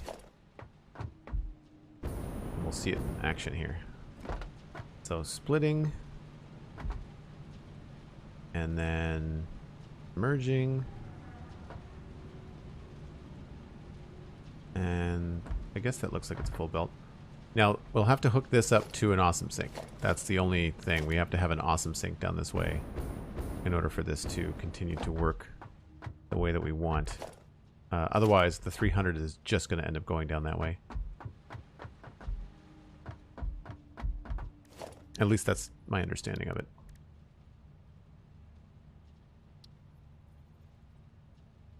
And that is going to stick up into our base, which is annoying. So we'll figure that out later. What I understand, why do those split each 100 and then directly recombine? So this is a splitter. This is a merger. Unfortunately, they look very similar. I wish they didn't, but they're nearly identical. They just have, this has a different pattern on the side of it, but they're the same shape. Splitters will split anything as depending on how many belts that you have. So if you only have one belt coming in and one belt coming, or two belts going out, then it's going to split it in half. So if you had 100 coming in here, you'd only have 50 and 50 coming out the other side. But if you have a third belt, it'll split it in 3. So what we've done is take 300, divide it by 3, which gives us 3 belts of 100. And then combine 2 of those belts to give us the 200 that we need, right? So 300 comes in, there's 100, 100, and 100. These combined for 200, and this just kind of goes off and does whatever. We can send that to do something else. That could be making rods for the, for the storage system. We could do all kinds of stuff with that. I'm not really sure. I'm going to make sure this is all hooked up, so that's fine. I guess if I can, while I'm down here, I guess I could hook up the other one.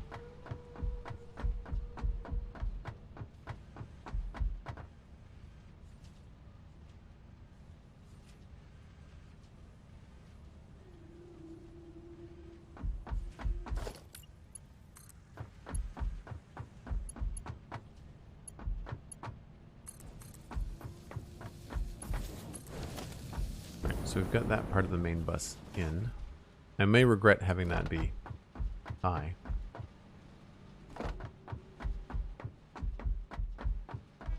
I thought one of the 100 out was an input. Got it. Yeah, no, there's only one input on a splitter, and there's only one output on a merger. That's how that works. We are going to go up here, put in a ladder temporarily, because I know we're going to need it.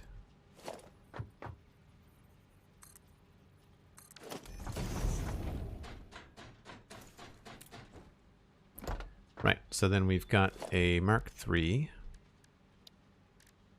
right here. And that should... Nope. Move this back a little bit.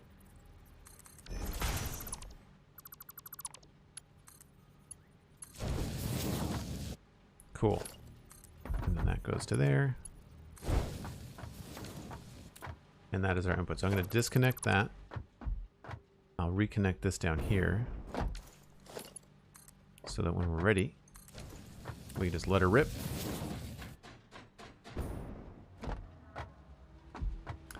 And then all along here, we have to put in our machines. This is going to move, as far as I know. So will this, and likely this.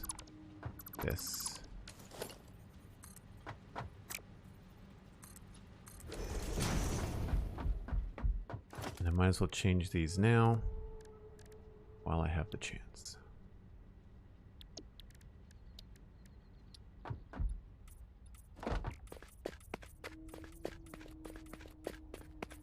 Should we do rustic floors or should we do shiny floors? I think I'm going to go with the rustic ones for now.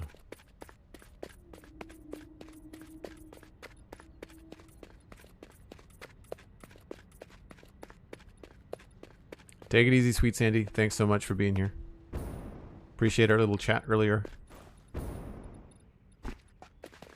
We will see you again soon. Alright, so that's that.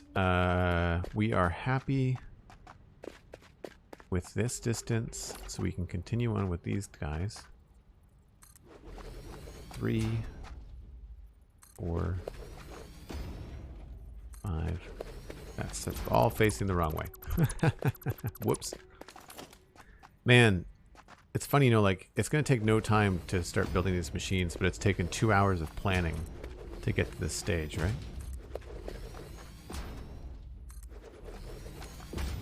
All lining up.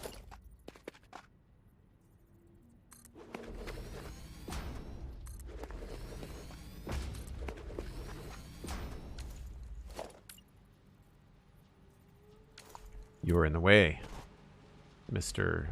Biofuel. We're gonna have to move you.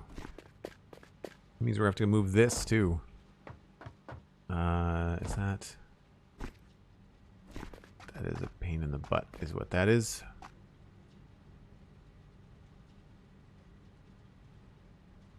All right. I sense a break coming and I see the train, so I'm gonna run for the train.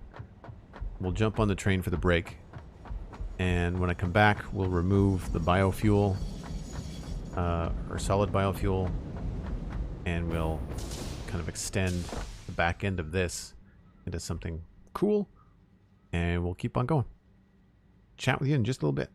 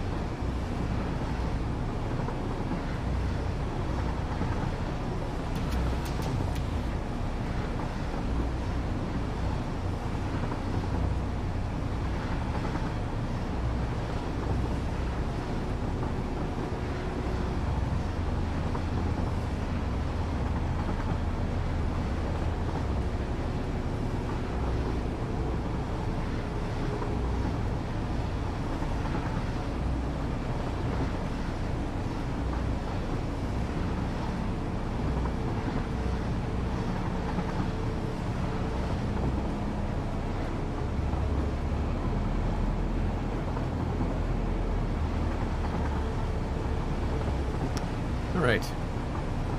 I downloaded a plugin the other day that I'm hoping to mess around with and see if I can't control different app volumes on the stream, because I think for Satisfactory I might want to start having some music going in the background and not have it be something that, you know, is too loud. I've been watching a lot of Scan Voice do his streams, and they do a lot of like, not trance music, but it's like really laid back, kind of chill stuff, and I like having it on in the background. Oh, what did I download? What's it called? It's not Voice Meter Banana, because I've tried that and I really dislike it. It is virtual audio cables, I think. Hold on, I've got it right here. Documents, downloads. It is called VB Cable Driver Pack 43 is the name of the zip file. But yeah, VB Audio Cable is the name of the app. It's made by the same people that do Voice Meter Banana, but it's not an app that has to run.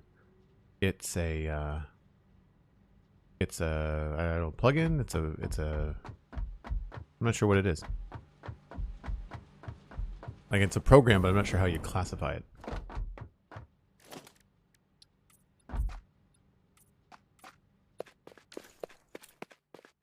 All right, we are going to continue the wall. The other thing I need to think about is how are we going to do our oh right, these have to be special. These have to be these guys.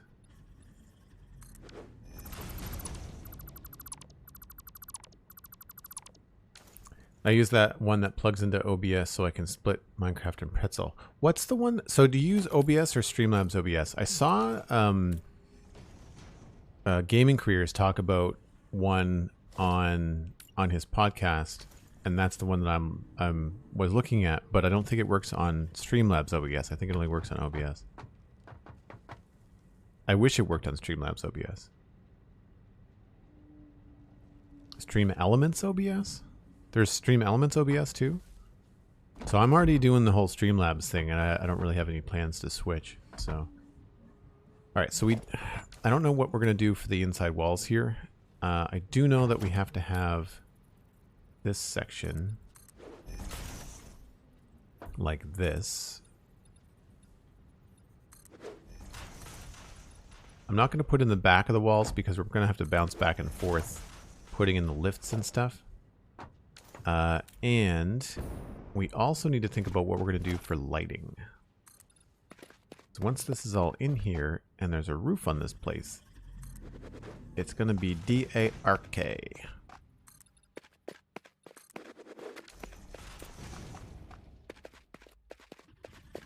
And I'm wondering, because of the thick wall, if we can get away with some of these lights in here somewhere. So what happens if I put this down here? Is it friendly? Does it do a nice thing? Or does it go onto the next floor? It goes onto the next floor because it's crazy tall.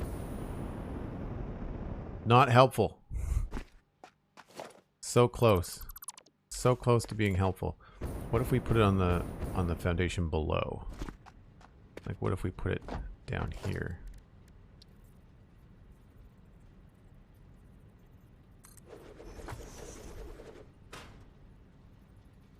Better, but now it's too low. Can't put it on those.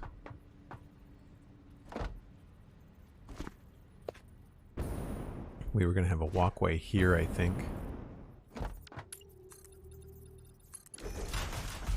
That's going to be too low for the walkway. Can we attach these to the walkway? We can attach them to the walkway. I didn't know you could do that. Although now that seems like it's just stupidly high.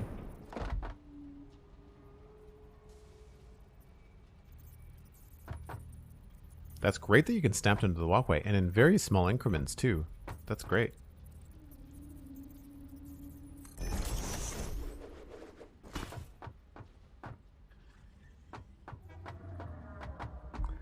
Don't think that's how we want to roll.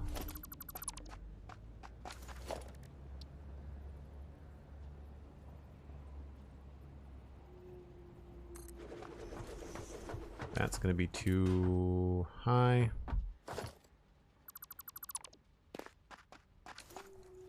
I guess we could always put the light on like a bottom foundation. If that will work. No, it won't. Those are hard clearance. Lights are hard clearance, which is surprising. OBS Live is a plugin, applications with stream elements, integration from my understanding. Exact same as OBS from my understanding. There may be a few things different. Yeah, no, so I'm using Streamlabs OBS. It's the same as OBS. The problem is that you can't do plugins on Streamlabs OBS, as far as I know. I might have to look into paying for a service or something. Where and how do we want to do lights? I don't think I want to do ceiling lights. Those things are ginormous. These guys are only going to go against walls. So that's going to be too much back there. I would really like to fit in one of these little pocket lights. Maybe we can fit it in back here, because if we know we can assign it to a walkway. Do you stick out far enough to be seen? You do not. That's good. So we could potentially have you back here somewhere.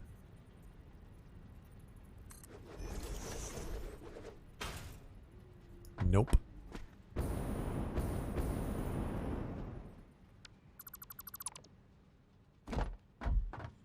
I mean, we could do that on the top floor.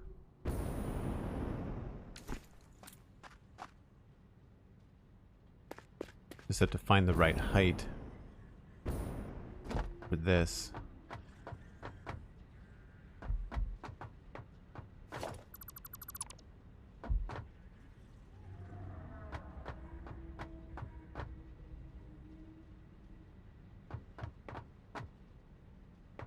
What if we did that?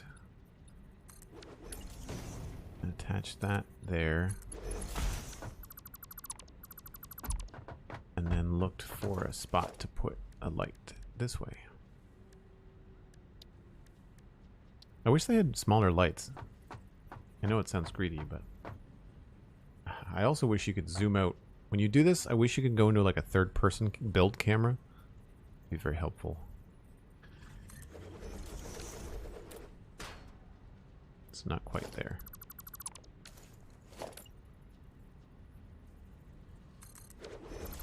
And that is going to stick out probably on the outside.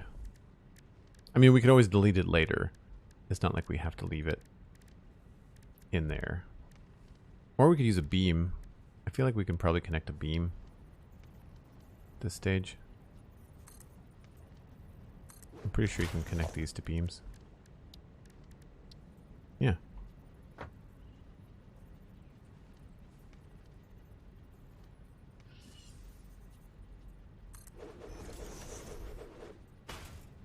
Oh, that's the right height.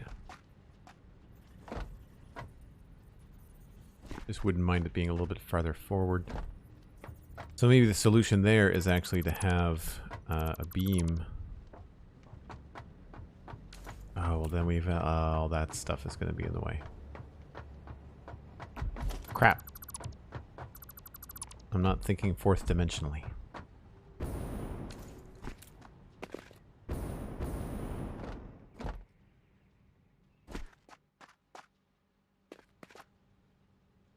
Unless we did something in here.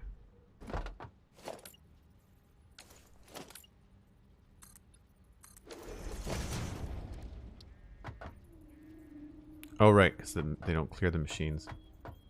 They do clear here, though.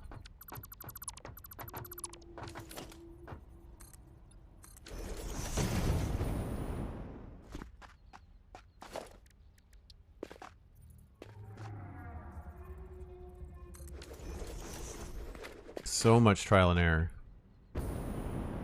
So it could even be a little bit higher. And potentially back farther. So delete this.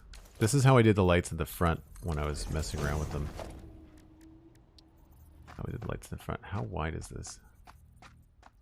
It is an entire foundation wide. I'm not sure if you could hear that on the mic, but I actually like leaned back in my chair thinking I could see farther.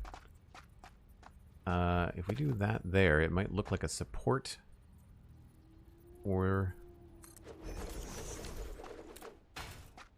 And is that going to look weird if we walk by it?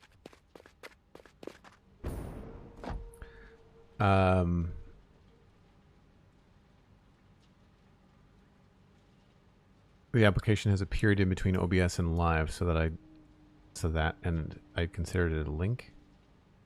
I don't understand what you're talking about.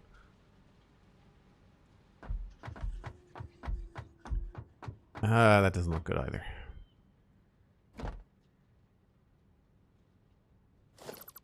I don't know how we're going to light this build.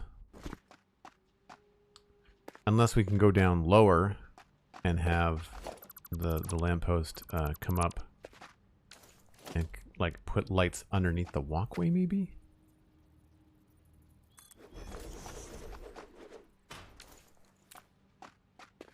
That doesn't seem like a good idea though.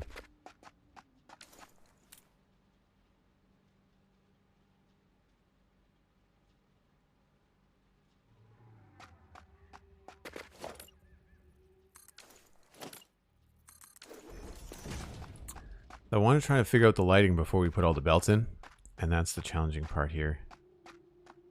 We also got to remember that we're going to have these big loops happening.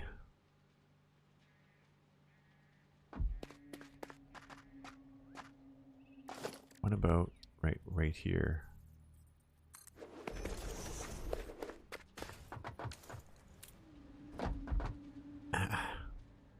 I wish they had small lights that you could attach to things. Alright. Growing impatient. So, we will duck underneath here. Now, thankfully, because we've centered everything all on individual platforms, it's going to be very easy to set these up. This just has to be in this position, and we need more cable. Of course we need more cable.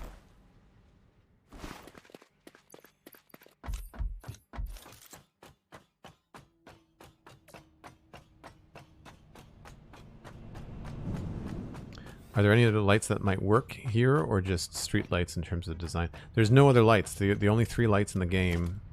Well, there's 4, but this thing is like a giant, you know, outside light.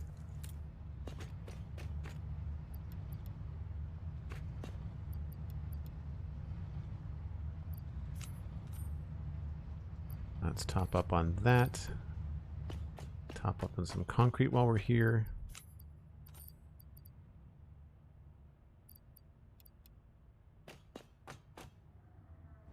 Oh, I didn't mean to come down here.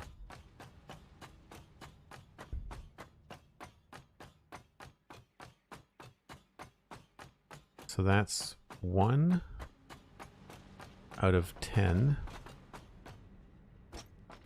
And is this... Yeah, that clips, but I've got a plan for that.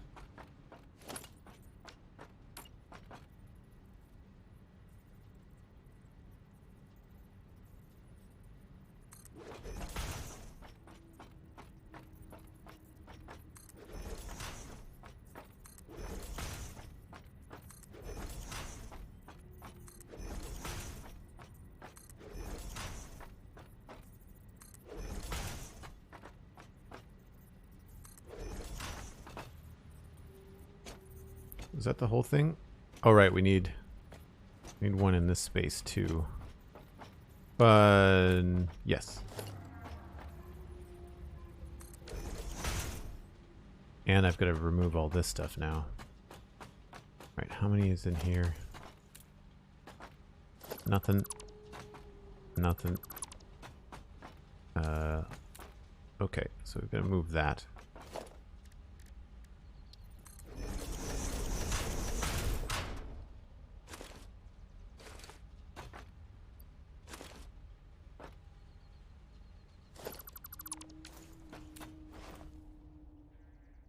So we'll move this up to another bin.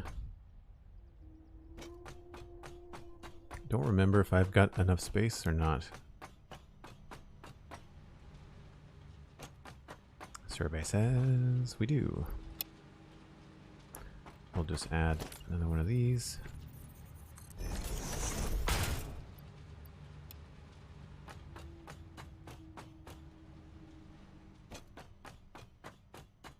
Yeah, it's going to be tricky to get the streetlights in position. I'm not sure how we're going to do it.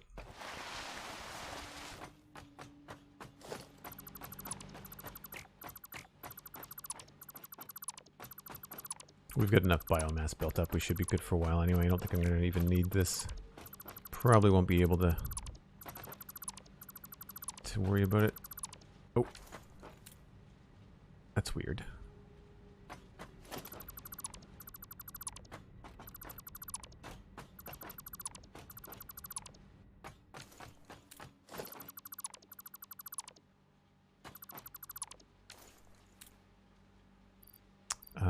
I guess we'll bring the biomass up just in case. Save us some time. Yeah, I'm not entirely sure how we're going to handle the lighting situation. We might have to go with something higher up. I don't know.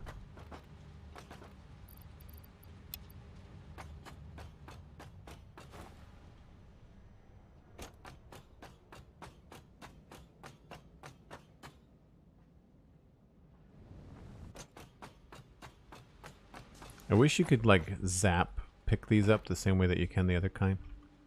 Make things a little bit easier. Don't need that. All of this is going to go. That's why I didn't do any details over here. I knew there was going to be a change.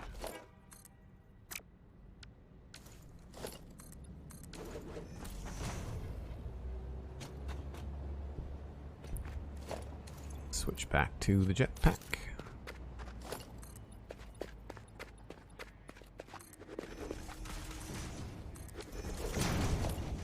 Add in our last constructor. Should be 10, right?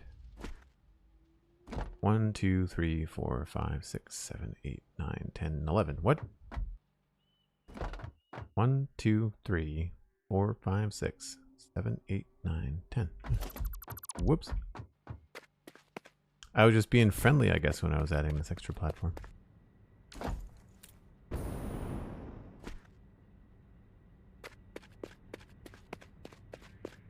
I missed on the dev stream this week. Anything of interest come out? I missed the first two parts, and so the Q&A was really slow because it was just snut, and it wasn't quite as engaging. And I also had other things on the go, so like I couldn't stay and listen to the whole thing. So I keep on meaning to go back and like queue it up to the community highlights section and see what people were doing. The community highlights section that I did watch, the part that I caught was really goofy stuff. So I was like, well, that's fun, but like I'm looking for cool builds on the community highlights. But you can always go to the Satisfactory Discord and look at the screenshots, or use the Reddit flare on Reddit. I think it's just called screenshots, Satisfactory screenshots. What am I looking for? Logistics, all holes.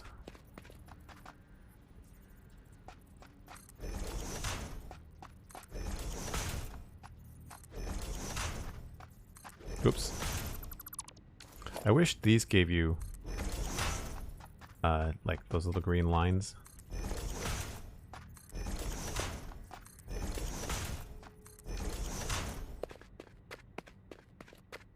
feel like I might. Did I delete the one? 1, 2, 3, 4, 5, 6, 7, 8, 9, 10. Okay, good.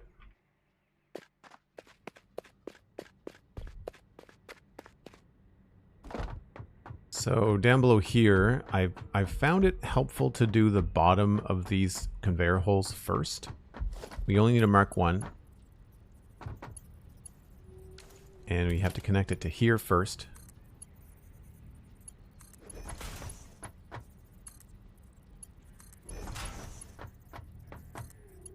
Because those are a little bit close, but they're that position for a reason.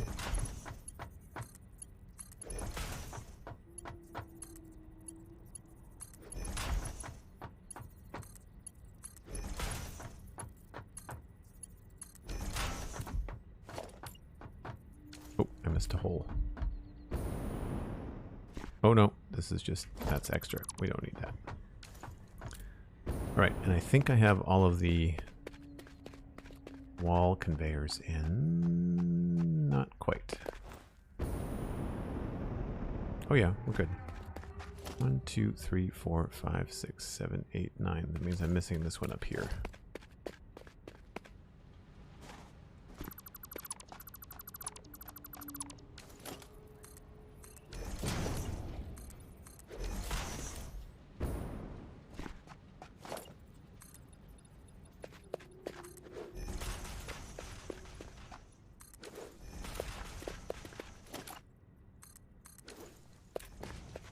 Cool. So then now we can go down here.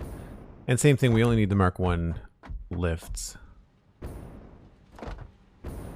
So we can just grab each one of these.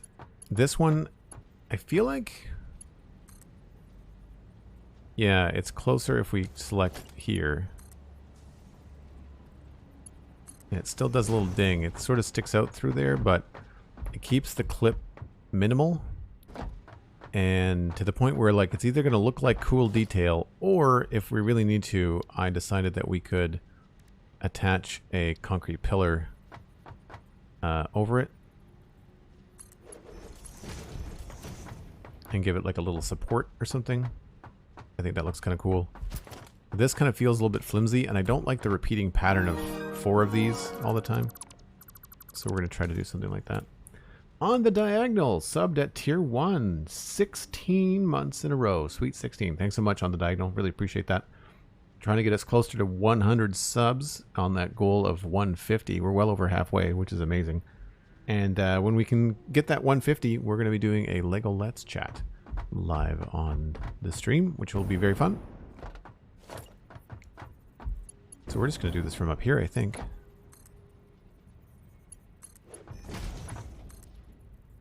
Hopefully this doesn't make people dizzy. I'm going to actually go nice and slow, so I don't make myself dizzy either.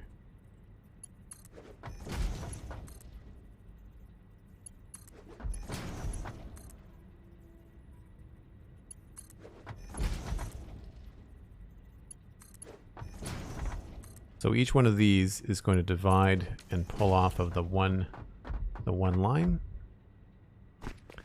And then each one of these... Ooh, there's an idea. I wonder if we could make this a glass wall so that you could actually see what's going on. That would be kind of cool. Maybe not the bottom, but if we did this, can we see all this from the catwalk? Yeah, that's kind of neat.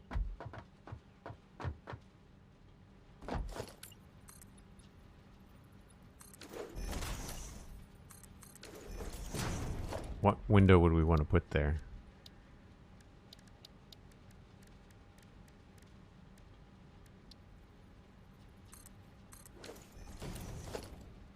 There's that one.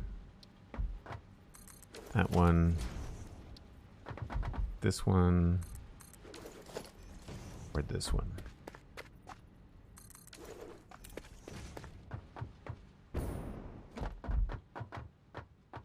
I quite like the double lines there. These ones are really reflective. I'm not a fan of the new... Maybe it's just the position that they're in, but I feel like the new windows are more reflective than the old ones.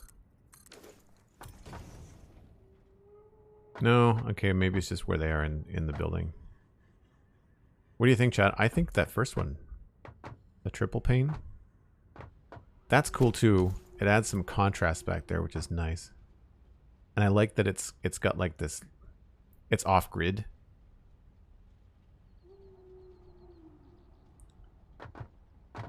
The first one. Alright, any vetoes? Like any immediate like, oh heck no? I'm thinking this is pretty boring. I'm thinking that's too busy, right? It has a nice target kind of like on the lift, but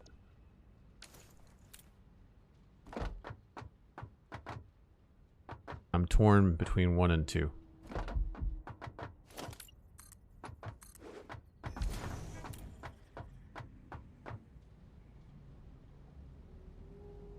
That's tough. Tough, man. Alright, we'll do half that one, and we'll do half the other one, and we will just let it sit, and we'll see what we decide.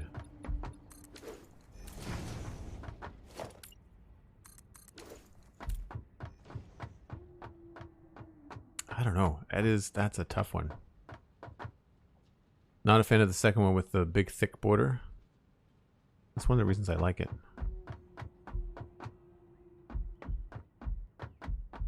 Anyway, we'll let it stew. We'll see what comes of it all. I need to do the bottom belts. Yeah. I love that this is so clean though.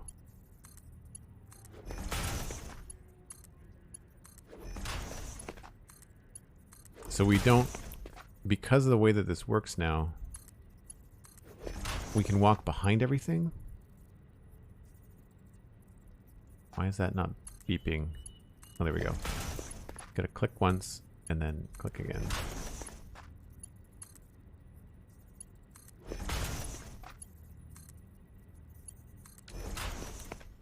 But like, look how nice and spacious this is to walk around. We can do our power thing.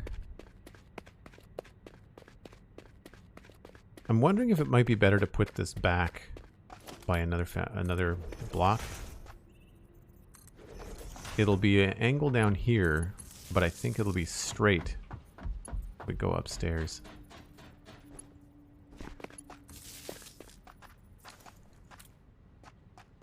Actually, that's a lie. I think I prefer that look. Thought it was going to work. Thought it was going to be better. Worth a shot. I do find I do this an awful lot, like just powering stuff.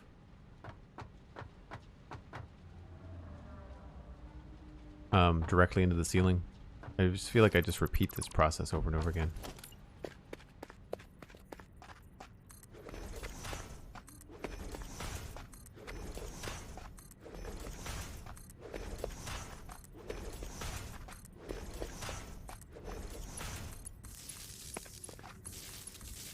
The hard part is going to be doing the ones upstairs.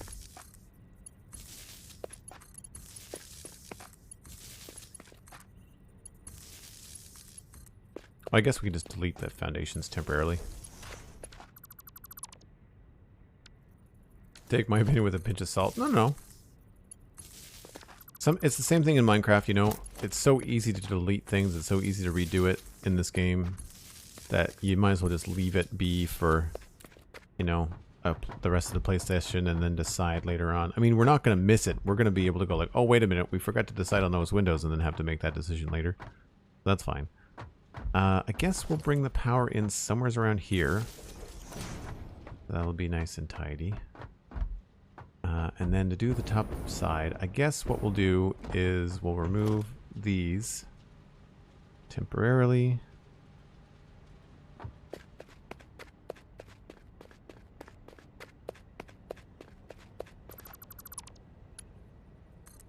Oh.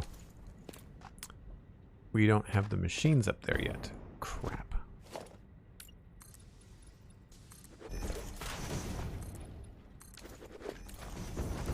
I wonder if this is close enough to get stairs up. Because that would be cool.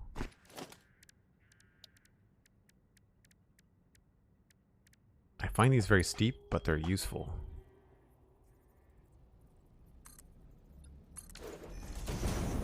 Just not quite, huh?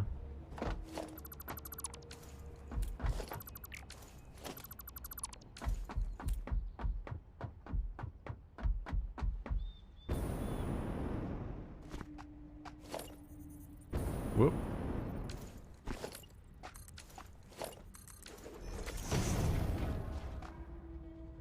Too busy. Yeah, I could see that. I could see that being an issue. Why?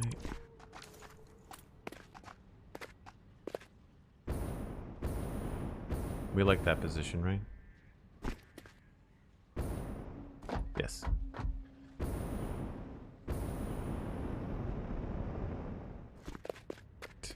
Need more of these. I'm tempted to do something funky up here just to be able to walk underneath them, but I don't know if I want to go that far with everything.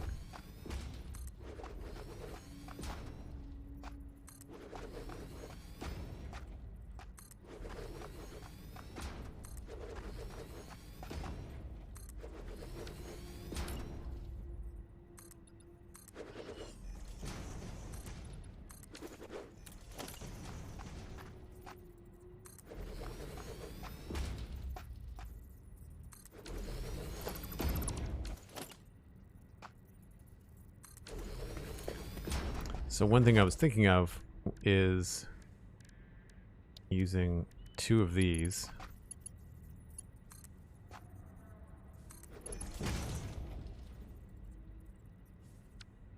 Oh, are those all facing the wrong way? Nope, just the last one decided to auto-rotate on me.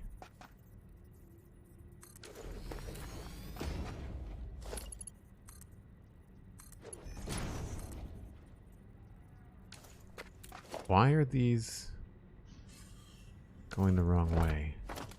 Did I make mergers?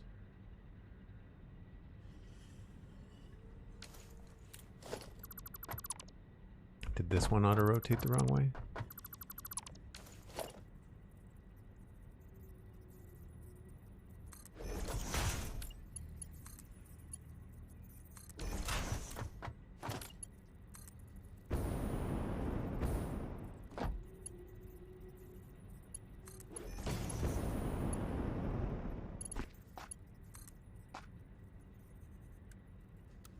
Oh, it's connecting to the hole, not the... Yeah, it's connecting to the wall. That's what's happening.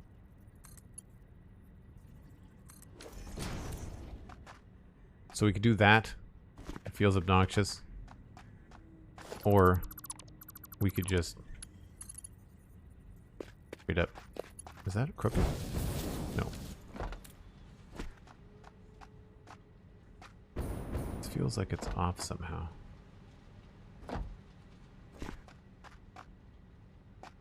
Like, is it me or does that looks crooked? I know it's not. Like, I just triple checked it, but it looks crooked. Weird.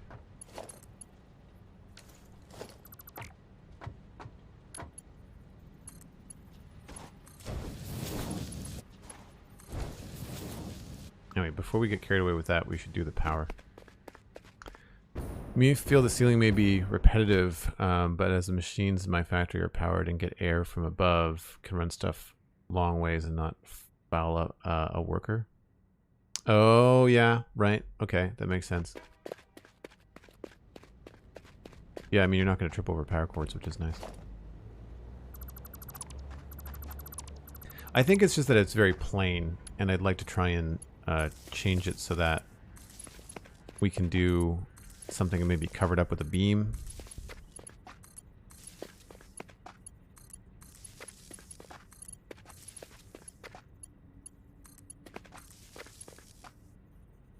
Something I find very tricky about this game is that you have to think about the order in which you're going to place a lot of stuff.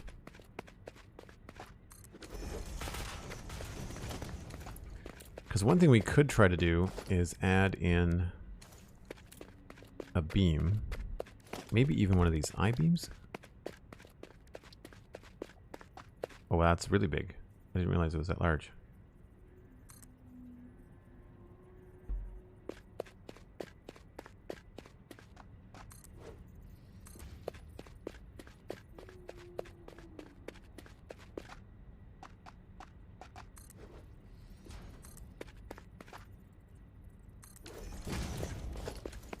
So we could do something like that,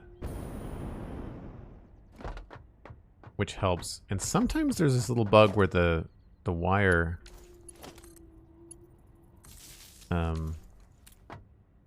won't hang, but sometimes it works, sometimes it doesn't. Hey, Fazio Battlecaster, welcome back. I mean, it's nice and tight and clean. I can't complain about that. So I'll leave that like that for now. We could change it to a different beam as well. I feel like I can actually select this beam, and if I hold control... Oh no, that doesn't work on the beams. But yeah, like we could make it a painted beam. We wanted something in there that's a different color. But that's fine, I think. Alternatively, we could also use like small pillars to a certain extent. Like if I use one of these guys now have more snapping points, so we could like get him there. Grab one of these guys here. Oh, maybe not. Anyway, there are ways to make it look cool, but that's tidy enough for now, I think.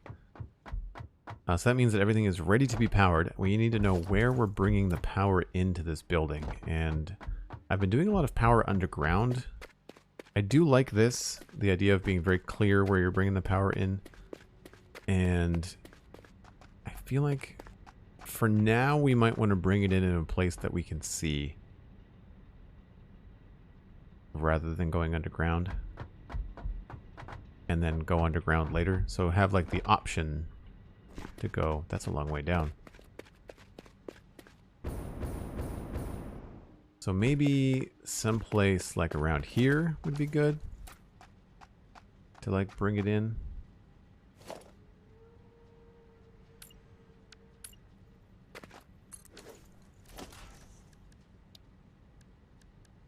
Power, can I put these on these? Yeah, I can totally do that.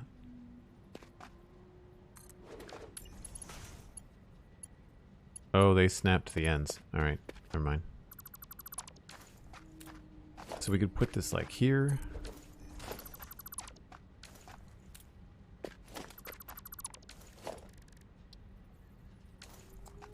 Or I don't know. I guess maybe this is a better... We grab a pole for now. Think about where a pole is in terms of its height. Then maybe aiming somewhere around here would be good.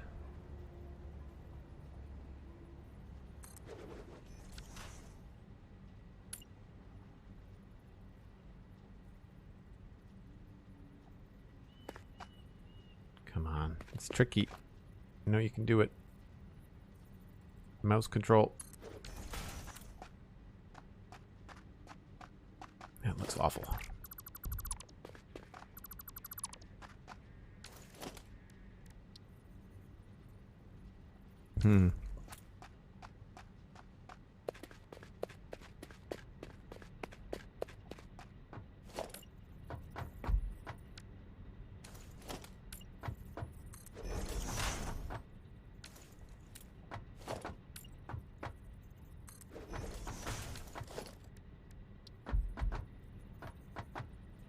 That could work. We could just go straight up in there somewhere like this. At least for now. I say for now. It'll probably still be like that 3 months from now. We'll just have to go a little bit farther to the right, I guess. And then we can come in... Maybe you're like right there.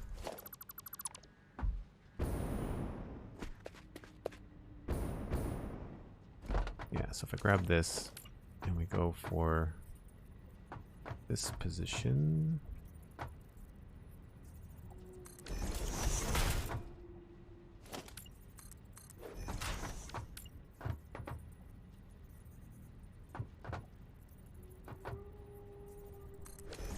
think that's right where I want it. Nope, too low.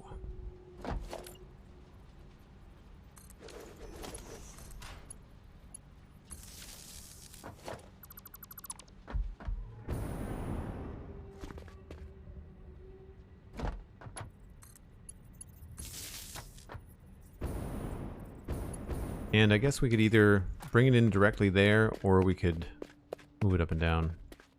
Has playing in this save given you some ideas on the new Devastator build? 100%. Yep, it's made me think about these pieces, specifically the triangles. There's going to be lots of angles in Devastator. There's gonna be some cool things that we can do. Yeah, I think I am gonna move this just a hair this way.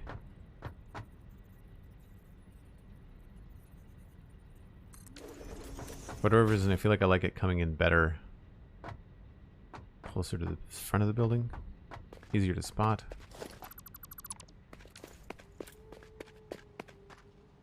But yeah, there's definitely been some ideas. Scale. Scale has definitely come up in my brain as to what we need to do. Oh yeah, that's perfect. Okay. So we'll remove this and make it a single, not a double. Ta-da! Zippy zap. Stop. Remove. So eventually, I'm going to want to have like a control hub where I know where the power is coming and going from. But for now, we'll bring things in on this side. And we'll just add in a pole here.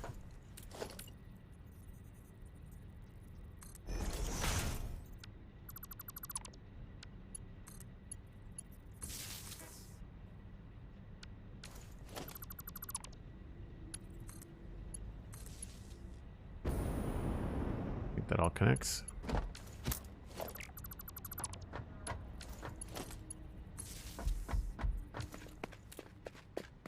Technical term means complete, finished.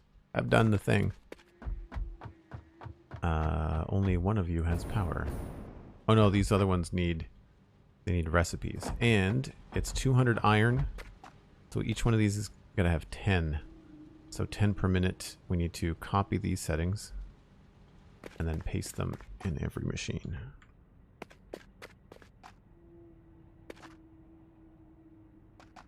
I feel like the hitbox on the constructors is a little bit wonky as well.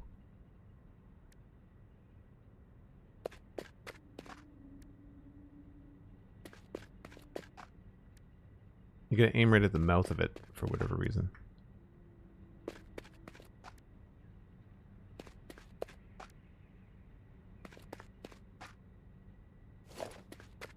Right, that's that side. Do the top ones now. That's why I didn't want to belt these up just yet.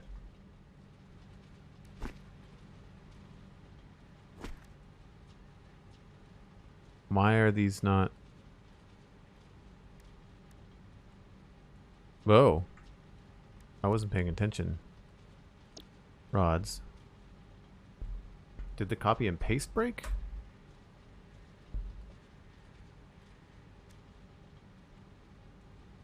I have to check all the machines below now. That's annoying. Maybe I just was going too fast. Human error, maybe?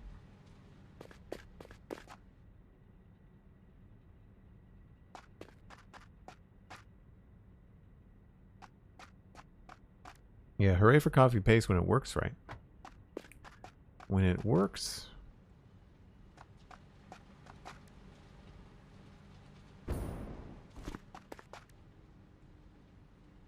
Alright, well these are all correct.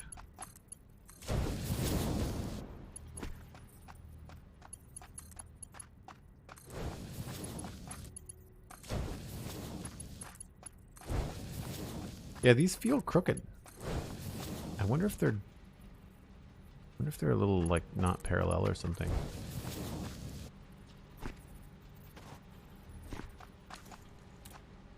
Alright, those are all in. Good stuff, good stuff. Check all these machines. Yeah, that didn't work.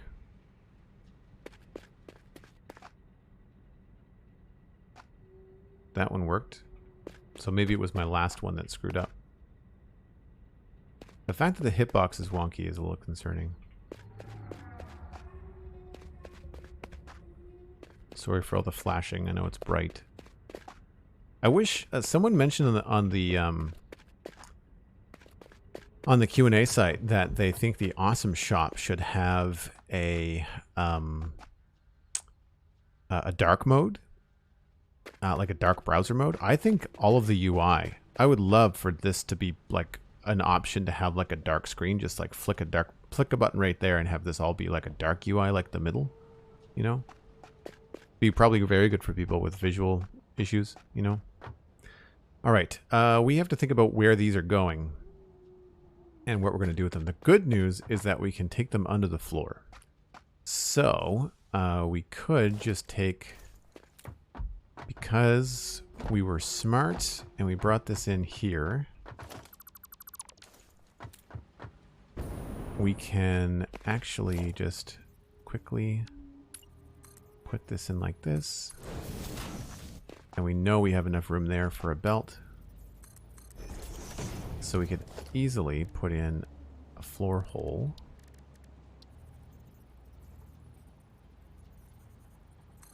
I want to say that should work.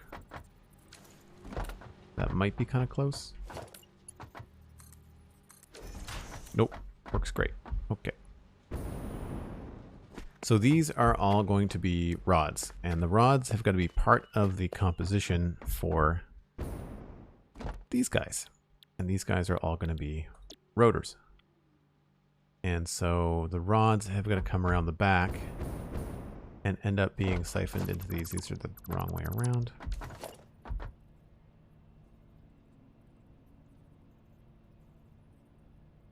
Don't remember if I had it lined up. Probably want to line it up with the actual center there.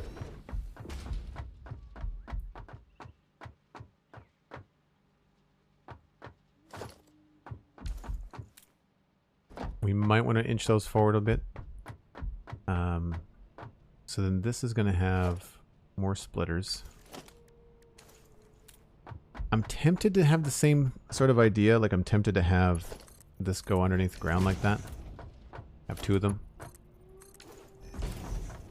Right? If we do that, that leaves us just a ton of room out here for, I don't know why we need all this space. We'll have these things going. I love that they have a line on them now.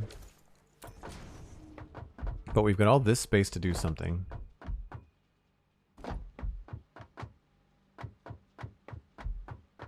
Maybe the thing is to have these guys.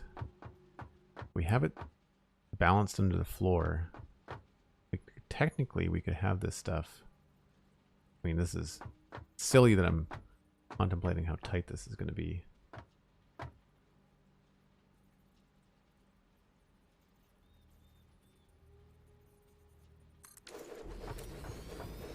So maybe not right there, but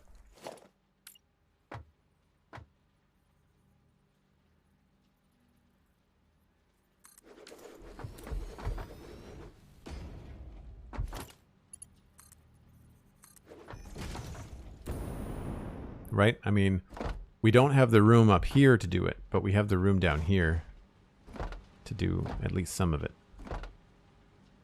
Because the other thing that these guys need for rotors is screws.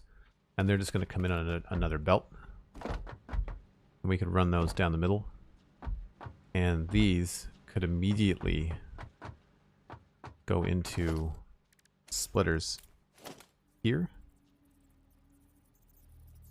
Right? So this could come out. How tidy is that? That could go into those. So again, those are rods, finished rods, and then they would go down here, and then all 10 of these. Am I being crazy here?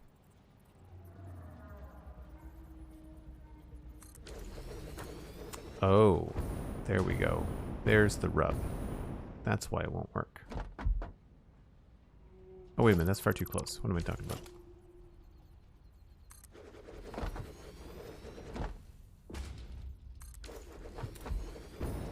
Yeah, there's always going to be a spot. We would just have to pick the middle. We'd have the same sort of issue here. Go up to here. Choose a spot. Skip one. Extend our platform. I need to build walkways and build from walkways more often. Just being up this little bit of a height is actually really quite useful.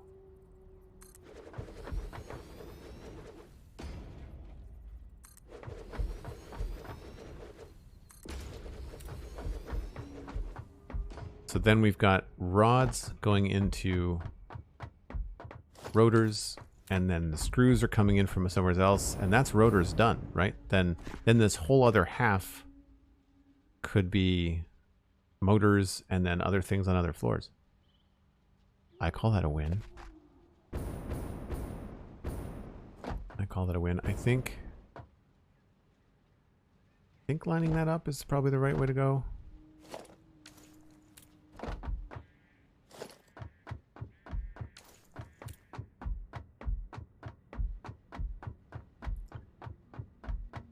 The belts underneath the foundation. Yeah, I decided I wanted to try something super clean with this Metroplex build. The new build pieces make you want to build like clean stuff, right?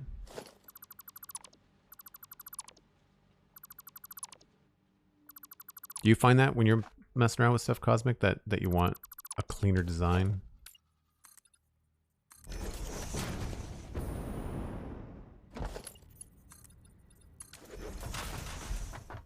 1, 2, 3, 4, 5. And does this end up in the middle? Oh, we were so close. We were so close. I guess we could do like a double pathway here.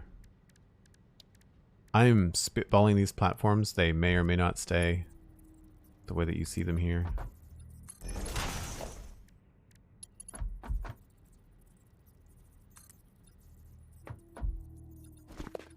I think we need 2.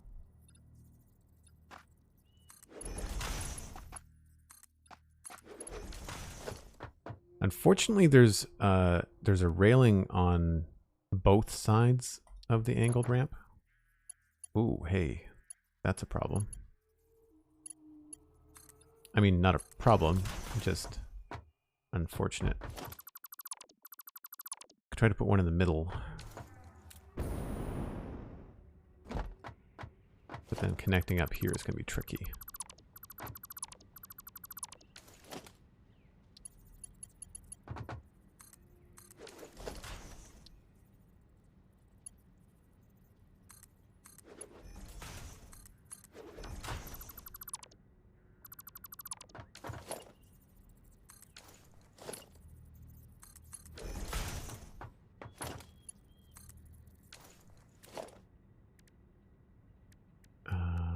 This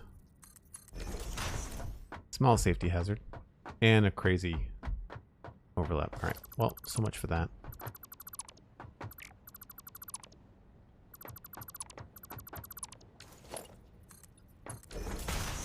For that, I guess we just have to pick a spot to come down sooner.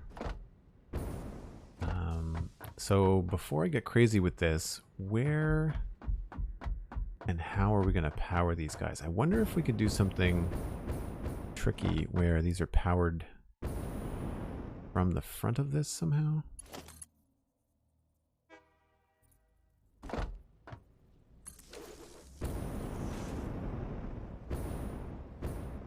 That may not always look good because, of course, we're going to have a bunch of these things going. So let's lay out the output. I'm going to do mergers.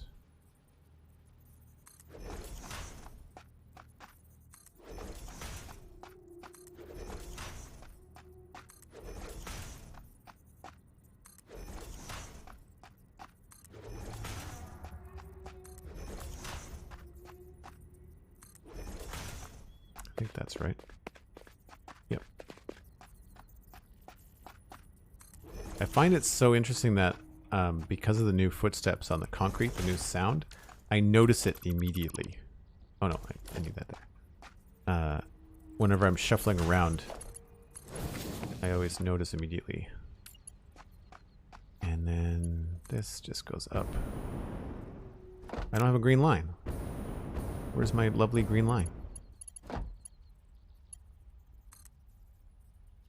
That's annoying.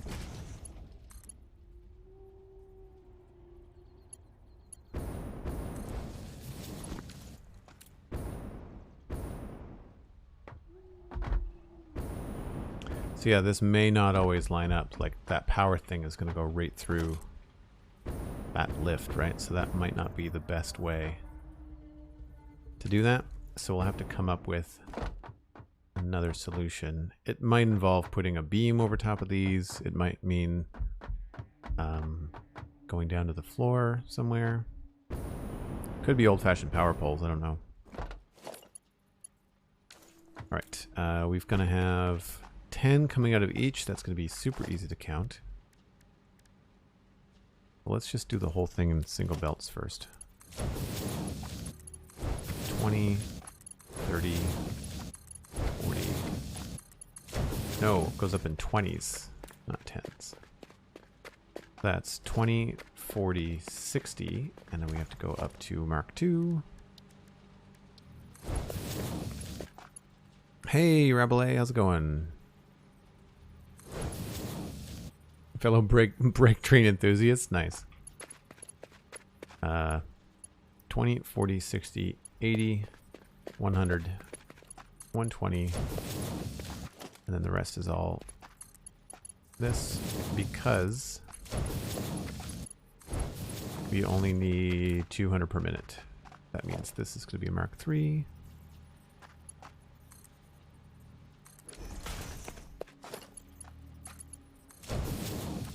I love how that just kind of fits snugly underneath there, although we might not have it be quite so tight.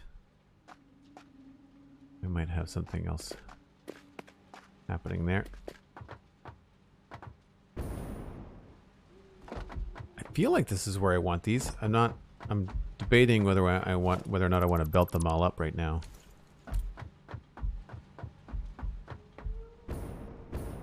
I mean, first we need floor holes, and we need to make sure this is actually going to work, I guess.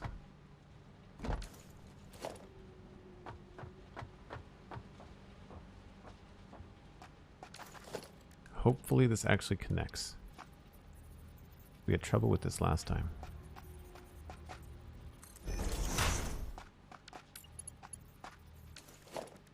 How many per minute does this need? 20. Fine.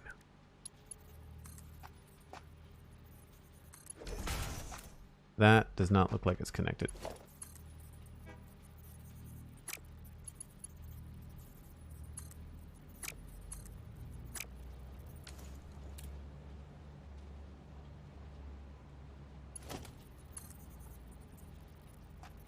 Why won't you let me do the thing? Wrong way.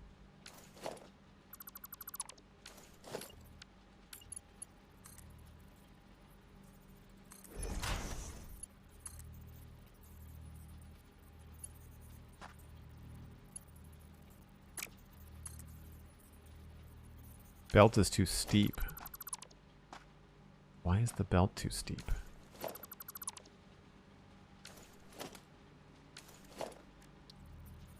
I don't want to do that because that looks awful.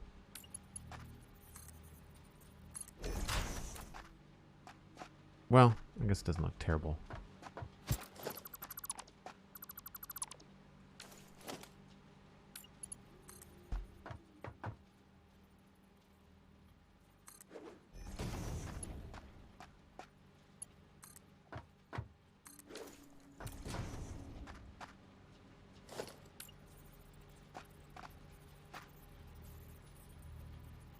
Guess we could go back a bit.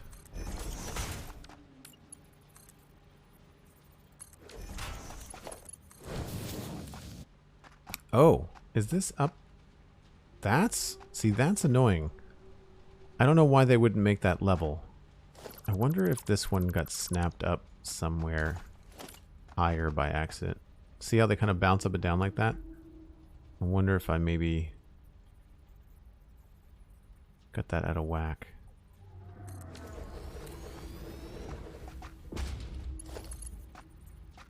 So that still, no, it still feels a little bit imbalanced. What if we do this?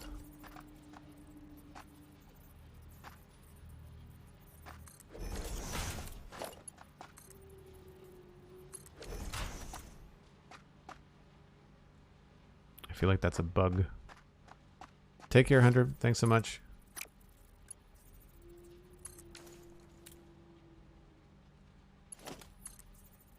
Too steep. Yeah, that's annoying. I don't want to have to run. This looks so good and it should work, but I guess we could bump them forward.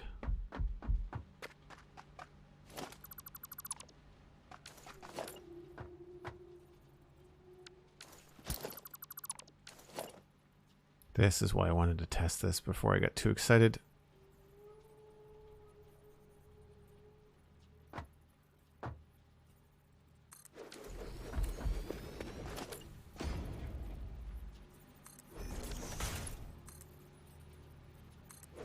Without that little chime... Oh, that worked. So it's just that extra little bit of distance. Alright, well if that worked, then will something super close actually clip in and give us a chime? No. But that's inside the hitbox. Like, that's gotta work, right? How can we test this? We can put down a bin. Speaking of break train, the sun's getting real low. Not sure what your plans are. Break is on the horizon. Yes, I don't want to break, but I probably should go. I should probably call it a day. I haven't eaten dinner yet. Alright, let's just take something from here. I need to make sure that this is going to work first. Remove that. Put this in here. We have that set up. We need to know if this is too close or close enough. That was a chime that we're looking for. We're not getting the chime on the assemblers. I need to start writing this stuff down and sending stuff to Coffee Stain. We're going to put rods in here. I only have the one rod, really? Oh, there we go. Rods. We'll pretend that this is going to be making rotors.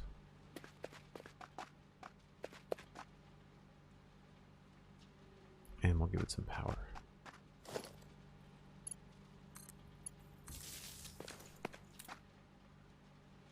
Those rods do not look like they're getting there, do they?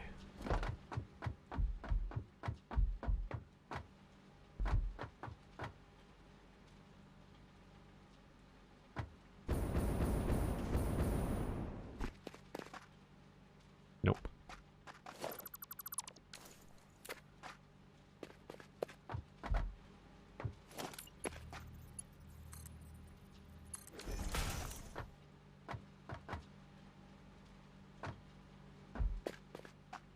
Nope.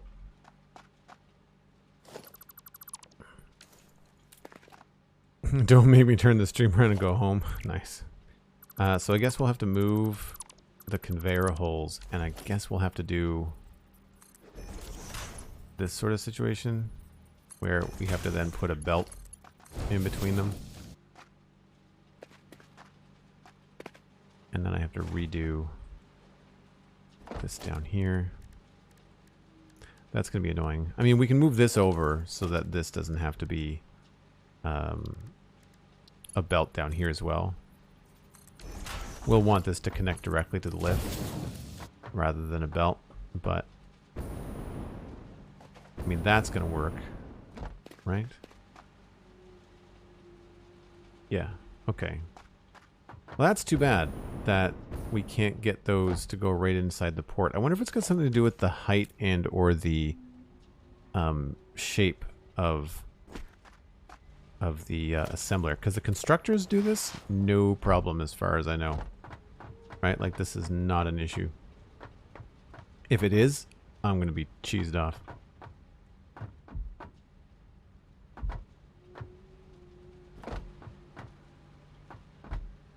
I guess we should have tested it first. That would have been smart.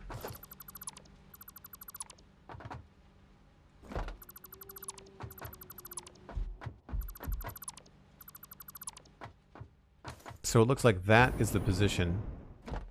I mean, in a way, it's kind of good that they're not touching. I was really hoping that we can get away with that position, though. But it's like, it's too short a distance, and there's a height variation that's not matching up. So it... Oh, so now it worked, but we have to put a belt in there. Maybe it was this other way? Yeah, it was here. This doesn't work. Not as far as I know. I'll have to do some testing, and I'll do some testing when it's a little bit more convenient. Wouldn't be terrible if we could squeeze through here. Would not be the end of the world, especially if we had this distance. Like, this distance would be epic.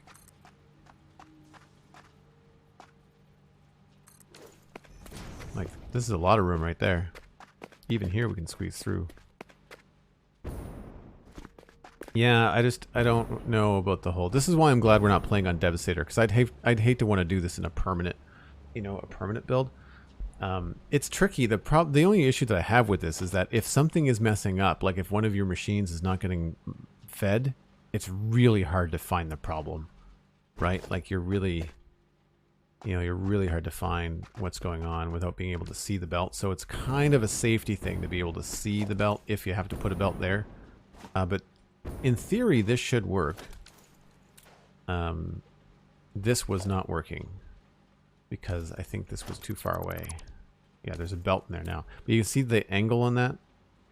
And I think the idea with this game is that these, the conveyor lift, or the conveyor poles, like all of this stuff, this, that, these things, they're all supposed to be on the same level if you've got them on the same foundation. And I feel like there's something going wonky with these new conveyor holes where the lifts are like a little bit lower. They're just a little bit on the low side. Actually, we saw that, I think, up here too. Maybe. Oh no, we didn't use holes for these. Yeah, those are parallel. There's some sort of weird optical illusion happening where these feel like they're crooked. I don't know why. Anyway, I'm pretty happy with the way this is looking. Instead of having things go on both sides, we're actually going to have it all happening on one side over here, which is going to be fun to look at. That's actually quite a mess of machines. Maybe the lighting can come from this floor up here. Maybe that's how we do that. We'll have to figure out a catwalk access. Maybe that happens closer to the entrance here. Maybe you can kind of go up here and then along.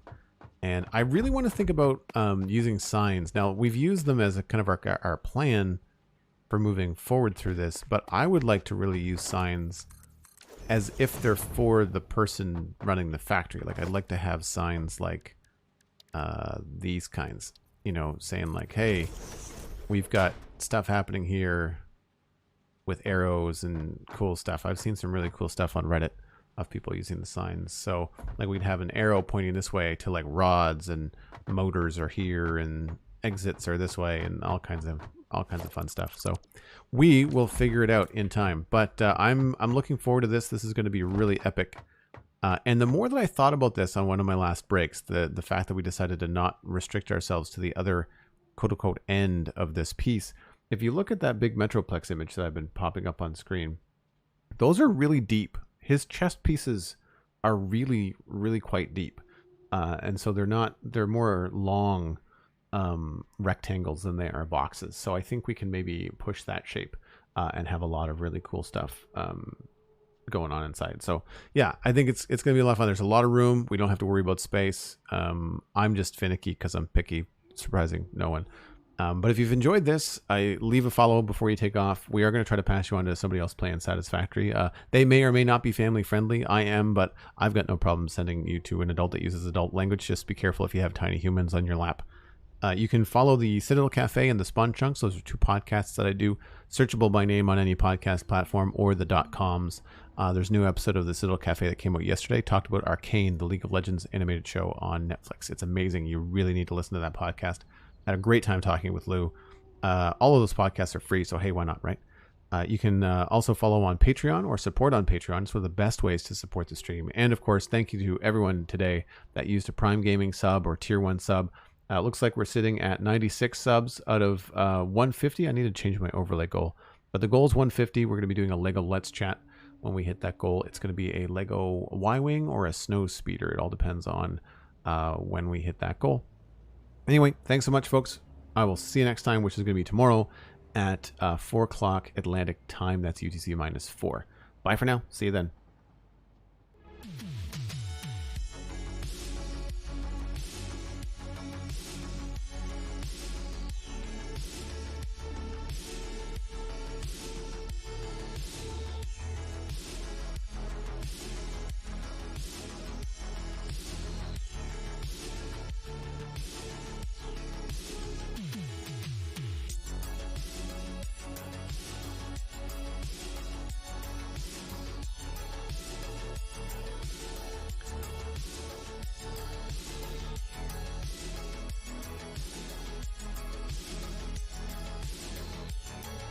We'll send you along to BL Andrew, folks. Excellent, excellent Satisfactory player. Huge builds. You will enjoy yourself. Have a good evening. Be kind. Bye for now.